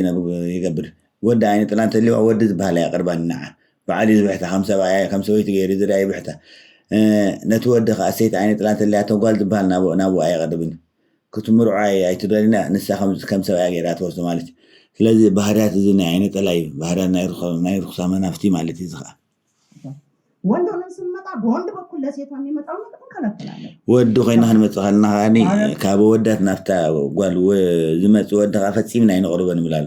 ስለዚህ ሕጂ ወድ ኮይና አንተ መጪው ሰበይቲ ማለት ከም ሰባያ ኮይኒ ወይ ከም ሰበይቲ ይሪና ዓዝ ሕዛ ከም ይሪ ዝርዶ ولا ليت بركب مساحة قبل خلي بحلمها دي بقى لخدايا خلي وبقهرون زرعين على النقلين مالتي عندنا خمس سرعين كعادة سبلا ويزفلت أسب مثلا سب مالتي خدايا خلي زفلت أسب تمثيل خدايا خلي ويك عمس له زي رجال ركب مساحة قبل قبل ما مخان قلنا يفلتن قد سبلا تسمعي حجي غسايا مثلا وينوراي مثلا ويك رخص منفس مخان سعير الدن بعلن سي تفترة دسيلو خمس قبل مثلا ويزقوري مثلا درو مسفسس حجي وايد دس بالليل تستسمع عند 5 غير قليل يزعلون يسألني بحر من اللوات يسرحنا ብዙ መሰልኩኝ ያለፈውን ጊዜ እኮ ተነጋግረን ነበር ሚሊዮን አይደለም ጥርት ያልኩኝ የጠረፏ ንግስት አይነጠላ ስለዚህ አነ ኖርማል ከይመስለካ አብዝ حلف እኮ ነየረ ነየረ አነ ጽሪ ዝበልኩ ወይ ካፍሊ ዝበልኩ ናይ ጠረፍ ናይ ዶብ ንግስት አይነጠላ ይብላል ትብላል ማለት አይነት ላይ ሰይት አይነት ላይ ማለት ጽሪ ዝበልኩ ንግሲ ናይ ጠረፍ ወይ ናይ ዶብ አይነት ላይ ትብላል ናይ ወሰን ማለት አይዋ ክልቴን ነው ክልቴን አለና ተዘይት ሓገዝና ገና አይኮነን ሪሆም ሕጂ ኩራት ሕዋቴ ጓልኩም ወድኩም ወድ አይነት አንሴት አይነት ክልቴን ዋናት ለዮም በክልቴም ዝጥቆና ማለት ብናይ ባህር ጓል አደን ኸይትኮኒ ቃለሳና አምነት ወይ ሓደር ንኸይትገብርካ ወይ ሓደር ኸበቲን ኸይ ቃለሳ ሓደር ከምዘ ይሰምር ወይ ሓደር ከምዘ ይተቆምካ ይገብር ወይ ሓደር ምግባርካ ይኸለና ክልቴም ተልዮም ዝገድድ ሓደገኛ ማለት ዘጋን በቃ አበላሸን እያስለምን እናበላታለን አንተን እንኳን እዚህ ተደምጥ ስትመጣ ህይወት ዓጢና ህይወት ስራው ለዓጢና እንዳለመን ከም ትበልዒና ገርና ይብላል ሕጂና ባሃት መጽሐፋን ከም ዝየና ይብላል እንዴት እንደምትመጣ ሰው ትመስላለች አሁን ለሰው እዚህ ኣብዚ ሕጂ መጽያ ሰብ ትመስላላ በከመ ከም ትመጣና እንፈልጣ ምናምን ብላ ለመነችም እንጂ አንተ አላወቅም አውርጄ የዋህነቷ ትንሽ ስለዚህ ጋር ኢላ እኮ አይለመነተን በርግን አውሪደ ደቆይሰ ሲ ከም ዘይት ነብር ገይራ ይብላል ከም ዘይት ነብር ኮም ይኻደ ገብረና ናብነት ኣብዚ ሕጂ ብቅድሚ ተቆሪጾሎም በር ኣብቲ ነዊሕ ቪድዮ እንታይ ድብል ሓንቲ መሓዛኒ ራታ ነፍዕቲ ኣደ ቆልዓ ንእሽተይ ወላ ባዓቢ ቢላ ትኾነ ሕጂ ክሪኣ ከለኹ ንእሽተይ ነራ ጓል 20 ገለን ዓመት ግን ሕጂ ንሳ نع باقي رز جايبر كأردي وابتها حفتنا قربت يعني راح حجي زي أبون تفوت سلزنا ورد حجي نجزا تعد ما مو نجزا أمس عدمت نعبون كسيا كلا ويك أنا بزرنا بنايزي أجازات متمو بون كفلح الكلا بون حدات متبون أو تفلح الأمو بون تفوت سلزنا أمنو سوك بون كسات خلق وقد سيارات السيانية بهم يتمام فتح الجنة دخمن دا سنبر اندحرق غيدو الحرق أنا بتقول نتمتد كعدلو ناير خبن بخمزي رازي أواردا أسيرهني أبون أنا خيفلتكو كوا قدس دانتبت نعي تسعويتها اللي يلو نعا يزارب يبو حجو كابزي يزارب يلقن أبوغن يزارب تنوح فيديو قربا له بقدم زحلفة مالتي سلازي إذي كوا قدس نولو ويكا إذا سبارخ زيت أوليع نقول لك أني أبوتانا زبارخ وخا أني زيت أوليع ويكا أبعلنا أتبغ نايطولت عامها لنا سنقول قوتا سيف سلاسي سيف مولوكوت ملكا ميكيال درسان ميكيال درسان قبريل داتسألنا أرغانو داتسألنا زبارخنا زيت أوليع غزينا هاني تتطعمنا لكحهم يزرنا وين سبكم يزروا دمالتي بتعامي تأمر دولو زي كوا قدس نقول لكم هجي نورمال كمثلنا قال لي ما غيشتي كوا قدس سبا يحزون إنه بيجيكا خان قالوا له بيجيكا خان دي يحزون مجمرة ميرون ينبر كوا قدس كوا زيت تبارخي والحنتي سبارخي مسو تأثر ابن مثل ميرون قال كيدان كأسر خلو زغبا وي هسان كتم كله زغبو أبوتانا زغبونا وينو هسان زغبو ونسو ميرون دبها أي تحدث بيجيكا خان دي يكون هنا حزون كوا قدس حجي نبلو ذن لكن زي تبارخ زيت مالتي وخال عيكون حجي بس تبارخ زيت غير أبون دا أتوتي أنا تمفستك أطولوني راتا محازة عملتي بتعامي أوي قلت يا خمنا كابيدين ساعت مجمع راح يكون بالنوعية خطركم مدينية لكن نص سنين يجوا على راح يكون له أب ثلاث أنجلنا بيلين يرزقري أنا مع 10 عام قال سمي أنير أمر مع أنجل ثلاث أنجلنا بيل تعودنا ይሄንን ነገር ወደዛ ጋር ለምንድን ነው የምትፈራው? إذا نقدر إذا أرحقه يبلا نتمسكلي أرحقه لما تيجي تفرح أنت ولا أنت سمع أسكي أيك أصلك أنا مهنا أيك أصلك عندي أيك أصلك أنا عهبل الله ما في دوم قري تمسكلتي نحنا مهنا يفلتني نوع 5 قاتلون بنعنا حمد 5 قبرنا يفلتني هجي أيك أصلك عند دبلة دولس أفيه وين بر كم زي قاتل تزفلتكم وعين بلنجن لك 5 نوع قاتل دولس نعنا وانت قاتلنا يدمسون منفسنا بحق دوم قري خا دم كون مهنون حدا ابنتي زي مالت اقاتلك عند الى خغري مو يزحت زل وي تقاتلك ودي خا تقاتلنا تقاتلنا زل خا قبلها ازرو الا يو اذا سحقاي كنا قبلها اذا سيو مالت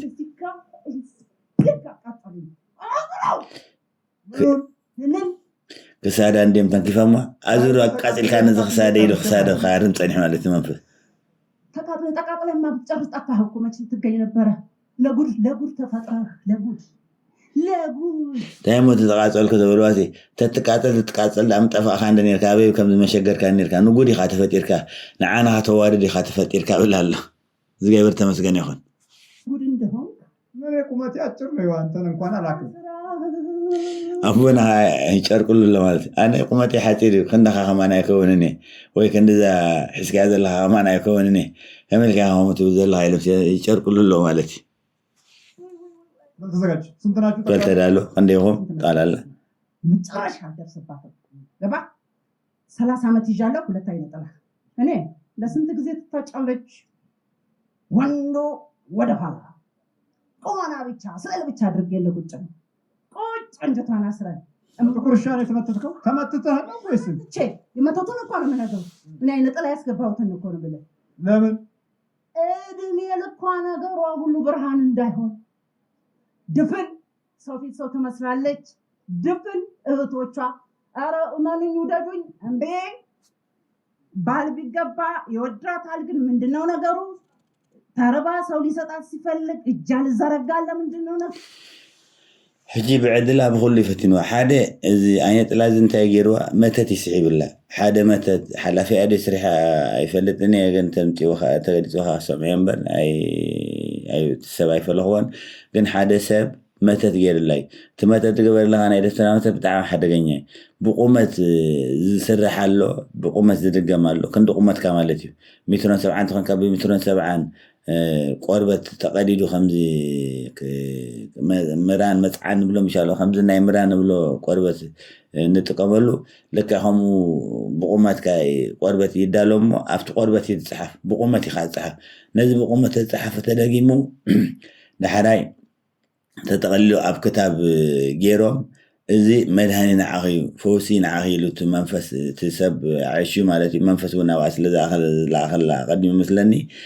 ኣብ ጡብ ክሓዝዮ ኣብ ረጂ ክሓዝዮ ገለ ተባሂሉ ኣብ ረጃ ጌራቶ ን45 መዓልቲ ድያ ገለ ፅኒሓትያ ክነግረና ሒዙ ሕጂ ጌራት እያ ዕድላ እዩ ማለት ዕድላ ወሲዱ ሂወታ ወሲዱ ኩሉ ይበላሽው ዕድሚያ ብሙሉ ዕድላ ወሲድዎ ማለት እዩ ሰብ እንደገና ሕጂ ዋላ ኣሕዋታ ተረዳ ኣነ ብከም ፀገም ኣለ እንተባለተን ክርዳእ ኣይከኣለን ከምዚ ባሸጊሩ ነገለ ተባለት ዋላ ተዘርግሕ ኢዳ ክሕግዛ ድለውን ይዓፅወላ ኩሉ ሂወት ይዓፅላ ክሕግዛ ዝኽእል የለን ምስ ሰብኣያ እውን ይፈትዋ ግን ክራዲ ይከኣለን ገዲፍዋ እንታይ ፀገም ዋላ ክርዳእ ኣይከኣለን ዋላ ንዑን ክርዳእ ኣይከኣለን ሰብኣያ እንዳፈትዋ ይገዲፍዋ ኖ እንዳተጣዓሰ ንበሎ ስለዚ ክንደይ ሰብ እንዳተፋተወ ተፋትሑ ዘሎ ክንደይ ሰብ እንዳተፋተወ ክምርዖ ዘይከኣለ ዘሎ ክንደይ ሰብ እንዳተፋተወ ከዓኒ ሰላም ሲኢኑ ዘሎ ብጭቅጭቅ ብቆይ ብምትህራም ዝነብር ዘሎ ሰራ ከፍል ያደረጓት ይፈለጋል አይሆንም ጥቁር ጨለማ ሴትየዋለች ግን ጨለማ በህይወት ጨለማ ማለት ይሆን እዛ ብነፍሳ ላገን በላለን ብዛዕባ ነፍሳ ይዘር ነፍሳ ላገን ኣብ ፀልማት ኢና ንብራ ስእሊ ኮይና ኢና ነብር ዓስከረን ኮይና ትነብር ዘላ ማለት ስለዚ ኣላ ብነፍሳ ብህይወት ኣላገን ዋላ ሓንቲ ግን ኣብ ፀልማት ኢና ነብራ ነዚ ኩሉ 30 ገለን ዓመት ይብላል ተገፋል ጨለማ ጥቁር የተመረጠው ለምንድን ነው?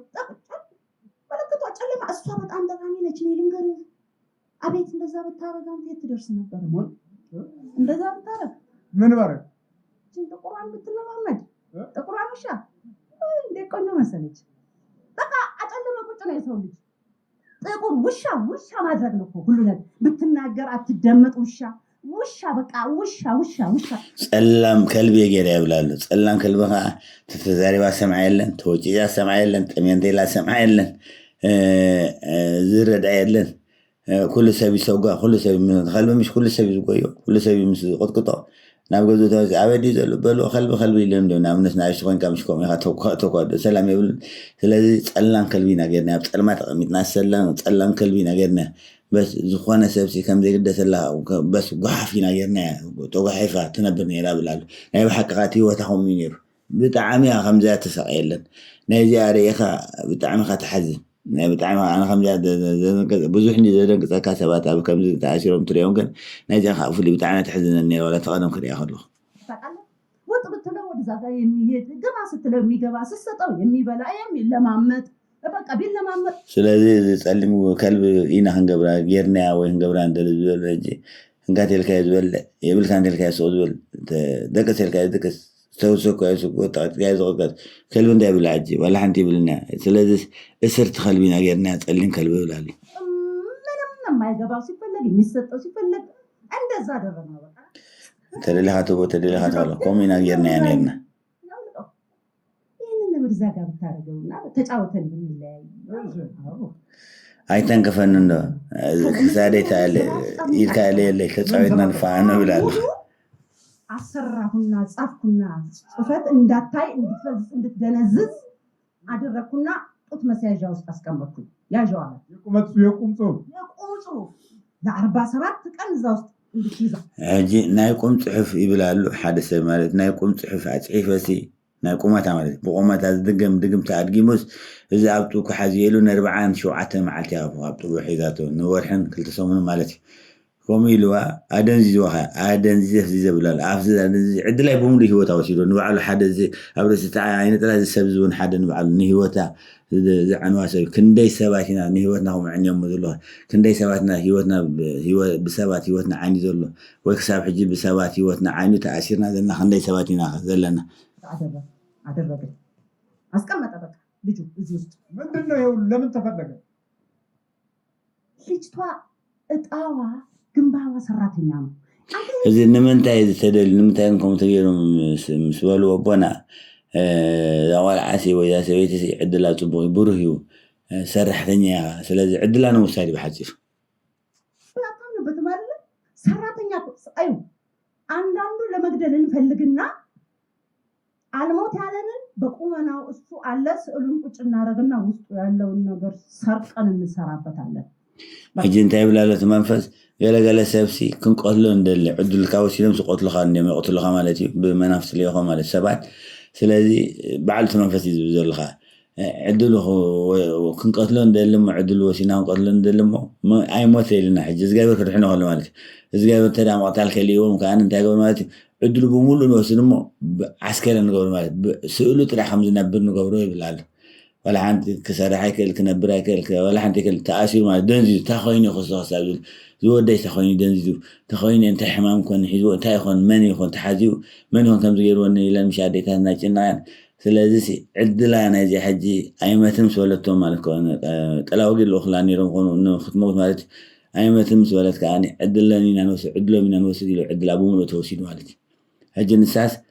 ዕድላ ስራሓ ሓዳራ ኩሉ ሂወታ ተወሲዱ بخوفها بدو تنبر سئلو خينا تنبر زلا نير حساب ذا عزيا مالتي وصل مالتي سبير بارت ليبا مالت بيت انا نايس بارت ليبا هاتولو سو بلالو ابيت بلالو وزا لي نوري مسلوال يلا بك አሁን እሷን ለመስረቅ ነው ይሁሉ ስለዚህ بدو ينقاساس زلو يመስሉ عسكرن ኮይኑ እንቃሳስ نحن هنا نغبر زلو يመስሉ ግን የለን ብሎ ዕድላ ሙሳዲ ብሎ ወይ ታቷን እድል ያየች እየተነገራት አንተ ሳይነገራት እንጂ መጀመሪያ ወዷታል ከወደዳት በኋላ 7 ጠርሙስ አጠጣት ያ አፍዝዞ ካደነዘዛት በኋላ ያጂ ሲላትም ማስከተቺ ሲላትም መክተት እየመጣ ነው ወዚ መጀመሪያ ፈቲዋ ይወድ ማለት ይፈትዋ አይነር ፈቲዋ አብያት ያመስለኒ ድሕሪኡ ግን ሸውዓተ ጠርሙዝ አስቲዋ ብላል ድግምት ሲዋ ጸበሊ ሊኻ አስቲዋ ጸበሊ ሸውዓተ ድግምት መሰስቲያ ሸውዓተ ጠርሙዝ መሰስቲያ ማለት ጸበሊ ሉ حجله دنزيزا فزيزا شعو بنايت قومت أدقيمو قاعدلان موسى هيوتان موسى كاني إذا تيلها أنسو إذا قمتي له أبطباق ومتاتو خساب 4 شوعات معاد سؤال حانتي تفلتاني ردان بحريقن إذا قايبه ساعته قد أخيله خاحوه وحفاته مالتي أو تياتو فراريتم تشيك سيارجو على أنا قصينا على تنجمر وقاماتو حجي كم سلازف سلازها على رتنا قدتي يبلا مالتي على رتبرج خزلو تولاسي جموناتس يحدثوا ينير ማለት እንዲ መዓልታ ወትዕድ له ወስደሉ ማለት يحدثوا ስለዚህ ነበር አለ ለይላ حتى ወአለ ኻት ብለሳዓጂ ወርዳ ደንዚ ዝዋያ ወላ ሓንታ ይርዳኒ ማለት ክንዴና ደንዚ ናሁም ዘለና ዕድልና ተወሲዱ ደንቁና ዘለና ሰርሕና ይብርከተልና ስራሕነስን ስራሕና ተዓጭ ዕድልና ተዓጭ ሓደርና ተዓጭ ህይወትና ተዓጭ ወላ ሓዳ ተመስልና ጨቅጨቅ ሓዳር መስራት የለን ሓዳር ንገብር ንፋታሕ ወይ ክንምርዖ እንደል ንፋታሕ ብጀካኑ ዝምትካል ቆም ነገር ዘየለ ክንደይ ሰባት ኢና ከም ተዋሪና ዘለና ዝገበር ልቦና ሀባ የሀበና ዝገበር እንደና ጥላ 7 ጠርሙስ ምንድነው 7 ጠርሙስማ ሸውዓተ ጠርሙስ ታይ 12 ተወደው ነበር አንተ ተቀብ 7 ጠርሙስ ጸበልና አልናት 7 ጠርሙሱ ሕጂ እንታይ ዘሎ ሸውዓተ ጠርሙስ ታይ መስሮ ሸውዓተ ጠርሙስ ጸበል ነና ሲና 12 ተፈቶ ነና ብላለ ንቅዱስ ሚካኤል ማለት ንቅዱስ ሚካኤል ተፈቶ ስለዝነበረ ጸበልናት ይሉ የሲዋ ማለት የደብተራ ነው ጠንቋይ ነው ናይ ደብተራ ጠንቋይ አሊም ዞሮ ናይ ደብተራ ነው ናይ ደብተራ በሰባት ጠርሙስ ገባ 7 ጠርሙስ ተቀመመ ያን ተጠጣች በኋላ ፈዘዘች ደነዘዘች ከዛ በኋላ ነው ሾርባው ሸውዓተ ጠርሙዝ ተቀሚሙ ተደጊሙ ሽዑ ንዑሲና ነዝም ሰተት ያ ሽዑ ደንዚዛ ፈዚዛ ዝሁለት ናይ ቁመት ክታብ ካምል ሸንካ ሂቦም ሙሉ ዕድላ ወስድ ማለት አቀዲማ ደንዚዞም ማለት شعاتنا مخمين عدلنا كل هيوتها وسينا يبلال وتدرنا سنت عمت سرتالك تنبرك هايلم 10 عمت وتدرنا عندي ساري هايلمو قبل قدم دم بالي 10 عامت هاي انت يا راساتي ወታደሮች ነን እኮ ነው ወታደራው ነው ሐት ከመዩ እሱ አይተካ እንደ መስሎስ ወይስኻ انا ባልና ወታደራት እናብላል ማለት ይገባሃል ግን ንቃቱ አላነቃህም ወይ ነው ንቃቱ ራሳችን እንጫናዋለን እሱ ይከራከራል ነቃሐታ አይበርታ ካንዶ ወይ አይ ሸገረ ካንዶ መስወሎሲ ወንሱ ይከራከረና ይገን ፍልጠታ ማለት ይርዳ ተሓይል አቡ ዘሎ ዝገበረቱ ማለት እንዲ በኋላ ዛርባ እጂ ነው እሱ ከራከረና ግን አው ተጻይና አውጪማ ዋላኸው ማለት ተጻይናማ አውጪማ ኸውኻ ማለት አውጪዋ ግን ያው ብዙ ነገር ስላለ ውስጡ እንደጋገፋለን ግን أو أوزح نقدر سلسلة ندقة قبل أو أوزح لو فتم مهران غنوا فتم مسارح تاب كله تمام نفس مالك ندقة وتعب نفسها وأكله أبغى قاعد أحسب تقول سرت كعك وحمام كالعدد مرت خالي كل العدد والله سرت كعك قلت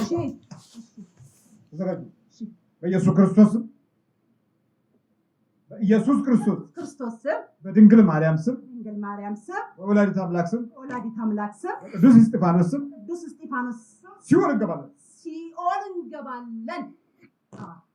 ሲኦል እንገባለን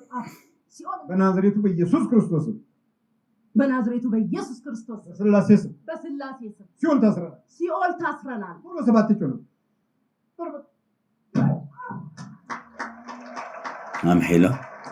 وعاد تقدم هلا ثمانية أنا بيسرش تسامحهم بسلاسة مهلهم سوي لفاني يومال زجاجة تمسكنا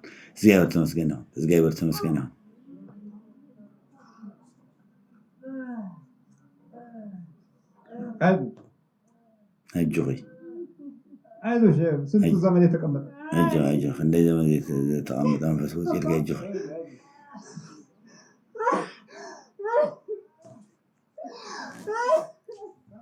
تانش عادي تساجل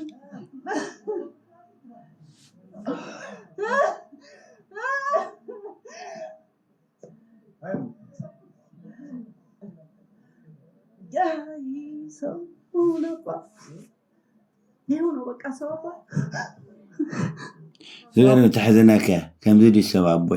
أبونا خمس زدي سب لك خمس سب مودعات هذه مناسسي سيطان رح يكون النزيه هاسيوية سبي هاسيوية بعبي متى تجيرو أمرا وسيدو عدلا وسيدو عندما يعملوا عسات 10 عام دا 10 سبي تأمن في هذا النظر عين تلاقون نسو متى تأمتي اللامبر بعبي تسبي تقام حج السبسي كم زدي سب بالناس سب نبهالس كم زدينا حزينا نقريماني مالتي وندز ساو مورك بقى اسكزيو ነው እኛ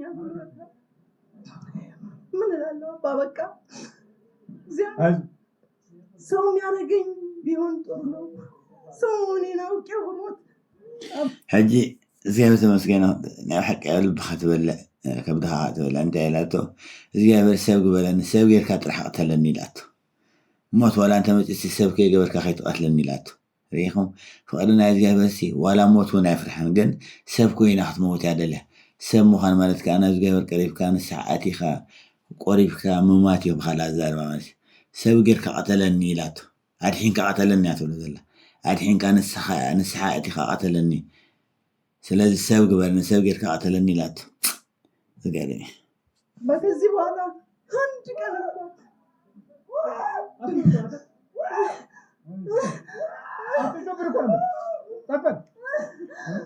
ካብን ዳዕራይቲ ሓንቲ መዓልቱን ክነብር አይደለኒ ያትዘል ሞት ላይ ቀረባ ኩማና እንደምስቃየት መጥፎ ነገር የለም ሕጂ እንታይ ትብዘላ ዝሓፍትና ሞት ዘይተርፍሲ ብደውካ ክትሰቃዕ ዕድሜኻ ወንደስ ካብኡ ዝኸፊ የለን ናይ ብሓቂ ኢኻ ተሰቂያ ከማ ተሰቂየለን ማለት እዩ ስለዚ ሞት ዘይተርፍሲ ብደውካ ክትሰቃስ ከቢድ እዩ ሞት ዕረፍቲ እያ ትብል ኣላ በኋላ ዛርባ ሕጂ ብኸመይ ኢኻ እኮ ሰብ ጌርካ ቀተለኒ ኣምላኸይ ሰብ ሞት ቅተለኒ ፈቃድካ ይኹን ግን ሰብ ጌርካ ቀተለኒ ኢላቶ ሰብ ጌርካ ቀተለኒ ማለት ኖርማል ከይመስለና ሰብ ጌሩ ተቐቲልና ንመወት ኣይኮንናን ድሕነት ምዃኑ እውን ኣይንረሳዕየሽ አልገባም ለሰው እንዲስታይ የሚያሳዝን ነገር የለኝም አባ ብዙ ነገር አለ ሰባት ኣይርድኦም እዩ ኣይሕዝኖም እኔ ብዙሕ ነገር ዘለና ሽግሮውን ዝርድአላ ይረኸበት ካብ ኣሕዋታ ካብቲ ፋሚሊ ጀሚርካ ማለት እዩ ሕጂ ኸይብሉ ኣሎ እግዚአብሔር እንዲረዳኝ እግዚአብሔር ጸጋውን ባበዛለሁ ቁጥር በጸሎት አስቡኝ ምንም ማለት سلجدوني زجاج كررني زجاج بذهبكم تجاب صلاة حسابني من ما يدل سلشين اللي تولال دخيمي سؤال لازم تأبو أبونا سؤال يكون مزد تسمع ولي تعسي مودة تخري أنا ولا تسمعني راجل سجاج كردي واحد سجاج برتمسكني أخن ونفسي تم نفسي نوح رجع تمام لسات هنا واضح ማለት ሕጂ ዋላ ብደቂ አንድ ዝወር ሒላይ ተወለጠሲ ግን ተስፋ ቆርጥ ኣስለ ዝነበረ ዓይነ ጥላ ከዓ ተስፋ እዩ ዝቆርጥ እያ ተስፋ ኮይኑ ቆርጥ ከለና ናይ ዓይነ ጥላ ሽግር ምዃኑ ክርዳእልና ተስፋ ዝቆርጥ ዝመንፈስ እዩ تسفاي زغرد أو حسابنا زي ما يتكاد تعرف يزبلنا نومات يزعد من زمان فزي نايمة منفسي خاب خلا الزاربة ያው ከስሩ ይወጣ ነው እኮ ይኸውልሽ ደግሞ እዚህ ጡትሽ ውስጥ 40 ቀን ሙሉ ያስቀመጥሽው ክታብ ነበር የሰጠሽ በቁመቴ ልክ ረጅም ስለዚህ ለሐንበብ በመዓልቱ ቆርቆሮ ይዘወጽ ነይሩ ፀገም ይብሉን ግን بقومات تسرح كتاب نيركي تبلوا سوى بقومات لك نوح تبلال እንደዚህ ለክቶ የሆነች የፊልም ዕቃ የለችም አባ የፊልም ዕቃ ማስቀመጫ ትልቋ ነው تناي فيلم عقام تناي فيلم حمش الله تا وش فيلم تطلع لا تنقدم زنور كاميرا مالتي لكهم يو كم يوم قاعد طول الويا فولتيت خم زغرو ريال لهم فيلم ዕቃ ማስቀመጫ أب حاولنا نستسوي ورونا غريبوني روست ወታደሮኛ አይጣልበሉ حجسي نساس عبد طبيعة عميت يعني يا بريجي وتقدر كن كتب الوقت هو أي راديو وتقدر كل هذي مش وتقدر سي كومتات يعملني وحكم كومتات يعملني ومتعرف فرحني وكومتات يعملني تخيل ساينس يخامس هذا البر أبى من فيلم بس حاجة دستات كأزنا نايت أوت كاي يعملني أكون نايت أوت نايت جاهز كمان بقول يعملني وتقدر فان كحد جنيه تمام فس 40 ቀን ሙሉ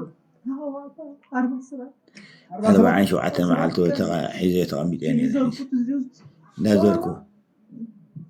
راسي يطالبوا تسلتي أمودا تسلتيوا إذا بدنا كحوا مالتي ندير كحوا هون بعلي أبو حفية سلتي نبو حفية ولا لا تختار زيجا من داو سوي إكزابير مادان فلقو سوي إكزابير مادان زم بلو بيي ليلا نجر باسب مدام يفطنلتان يملون اجنتات ولا سبسي نايز جابر متحن حاسيبو سئل ترحن دحنا نايز جابر كرد مهون دحنا جابر حاسيب سئل تحسبسي مدحن قلطي في زرادو مدحن خاي قلط فلي نجي مجمر حنا كرد دلت ولا لا ነገር ቢኖር ለእግዚአብሔር ጸጋ በቃ እግዚአብሔር በፈቀደው መንገድ መምጣት ይችላል አባ ዲበናንተም በፈቀደው እግዚአብሔር ቢፈቀደ ከመጸኸለ ከም ባኹም ይሁን በኻለ ስለዚህ እግዚአብሔር ሲ ድሕነ እግዚአብሔር ትርሐሚን ካንተ ዳኸርካስ እግዚአብሔርን ጸጋ እንደጠለቀ ምርምር ሳይሆን ወደ ላይ አይቶ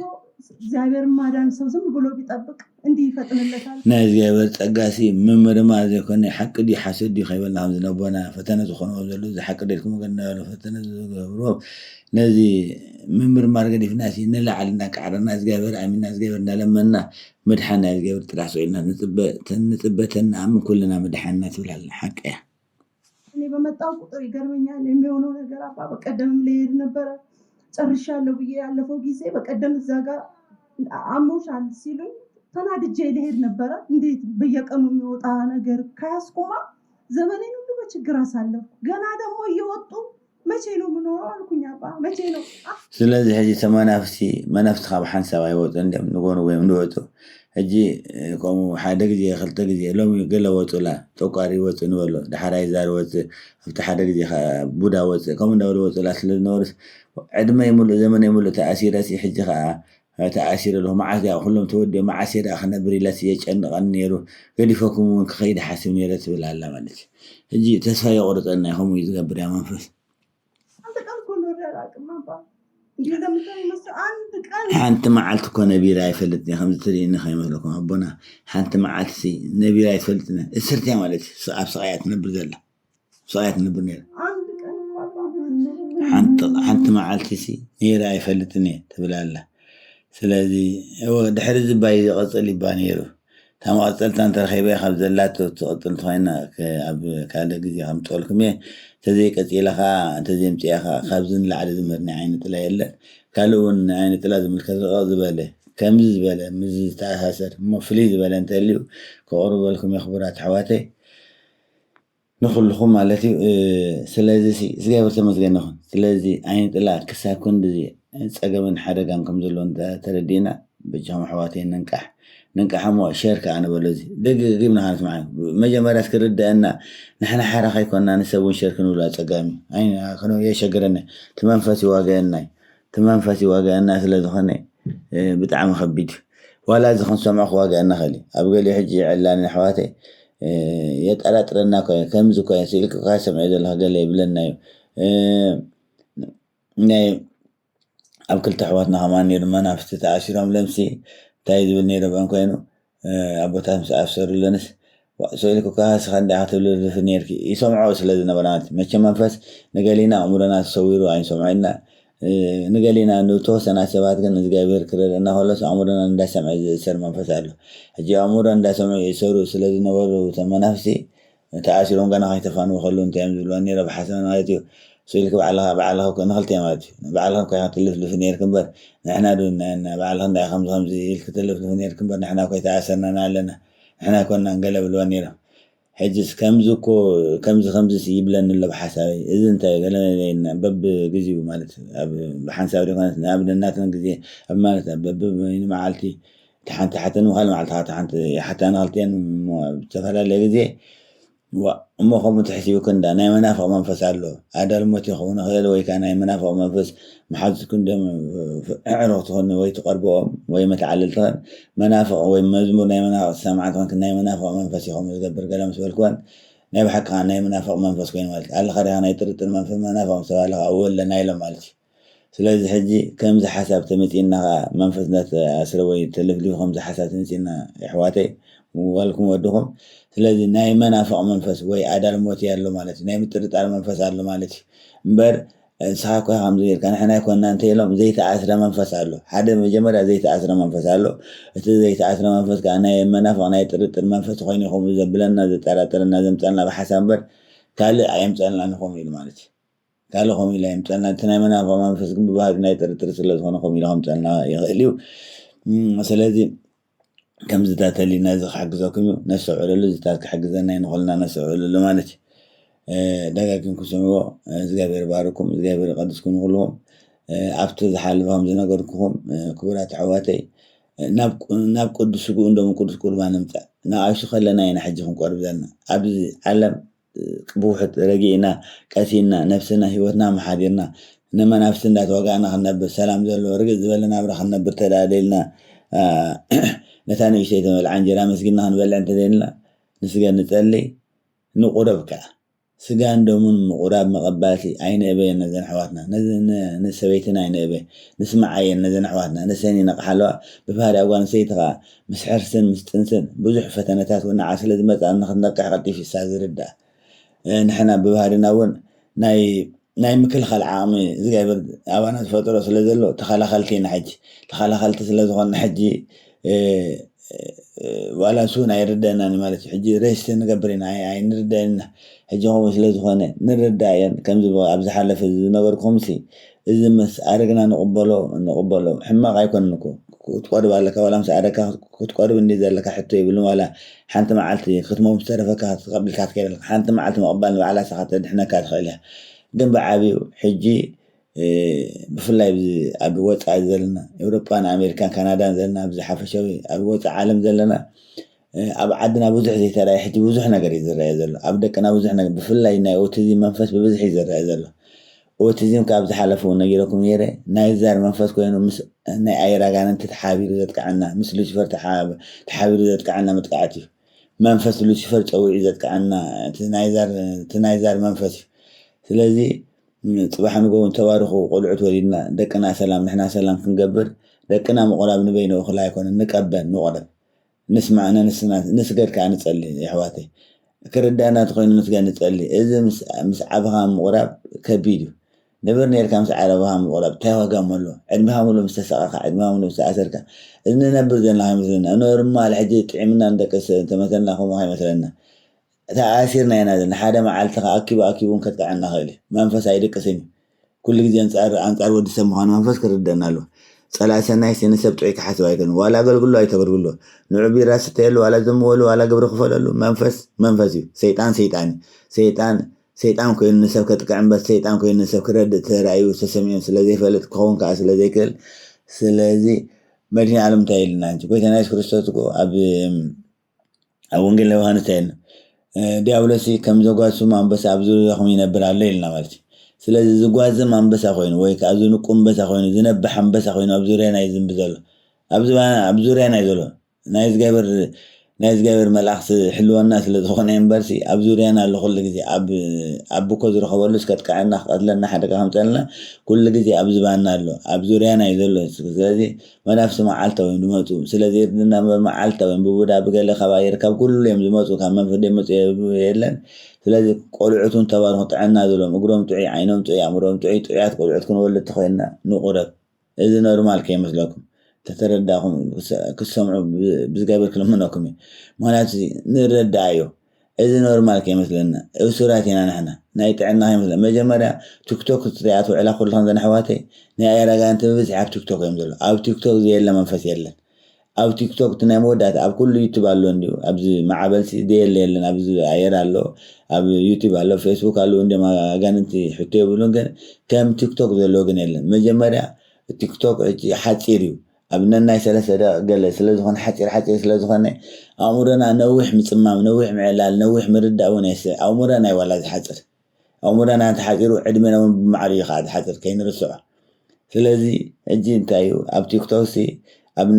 ሓደ ትስኩረሉ መሪፅካ እውን ተምፅኦ ኣይኮነን ቲክቶክ ትመርፅ ኣይኮነን ናይ ዙም ክትርኢ ፀኒሕካ ናይ ጓይላ ክትፀንሕ ፀኒሕካ ናይ ቅዳሴ ክትርኢ ፀኒሕካ ናይ መዝሙር ክትርኢ ፀኒሕካ ናይ ስብከት ከምኡ እዩ ዝለዋውጠና ስኢሉ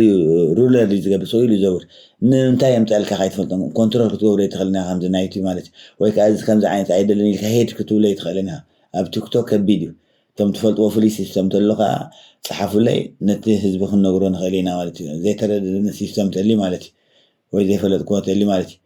ብዓብዩ ግን ኣብ ቲክቶክ ዘለዎ ጋነንቲ ኣብ ካልእ ስለዘሎ ብጣዕሚ ቲክቶክ ብተኻእለ መጠን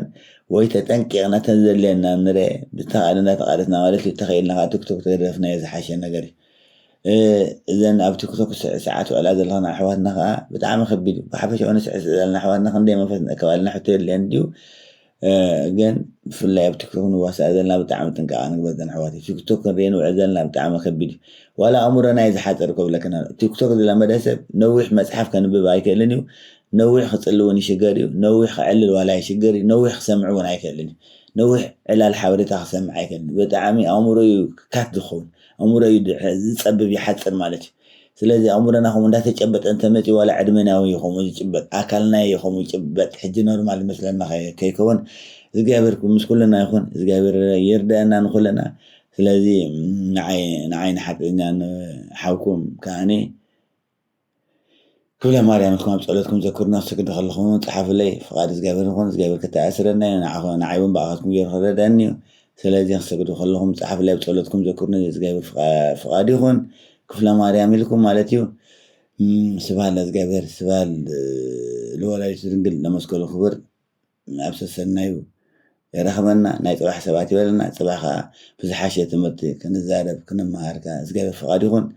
እግዚኣብሔር ጀመርቲ ዘይኮና ፈፀምቲ ይግበረና ክሳብ ብሞ ዘለና ቅዱስ ጉን ካብ ክብዶሙና የፍልየና ንኩልና ኣብ ቅዱስ ጉን ኣብ ክብዶሙ ከዓ ተም ዘይበፅሐና የብፅሐና እግዚኣብሔር ምሳና ይኹን ሰላም ንዓኹም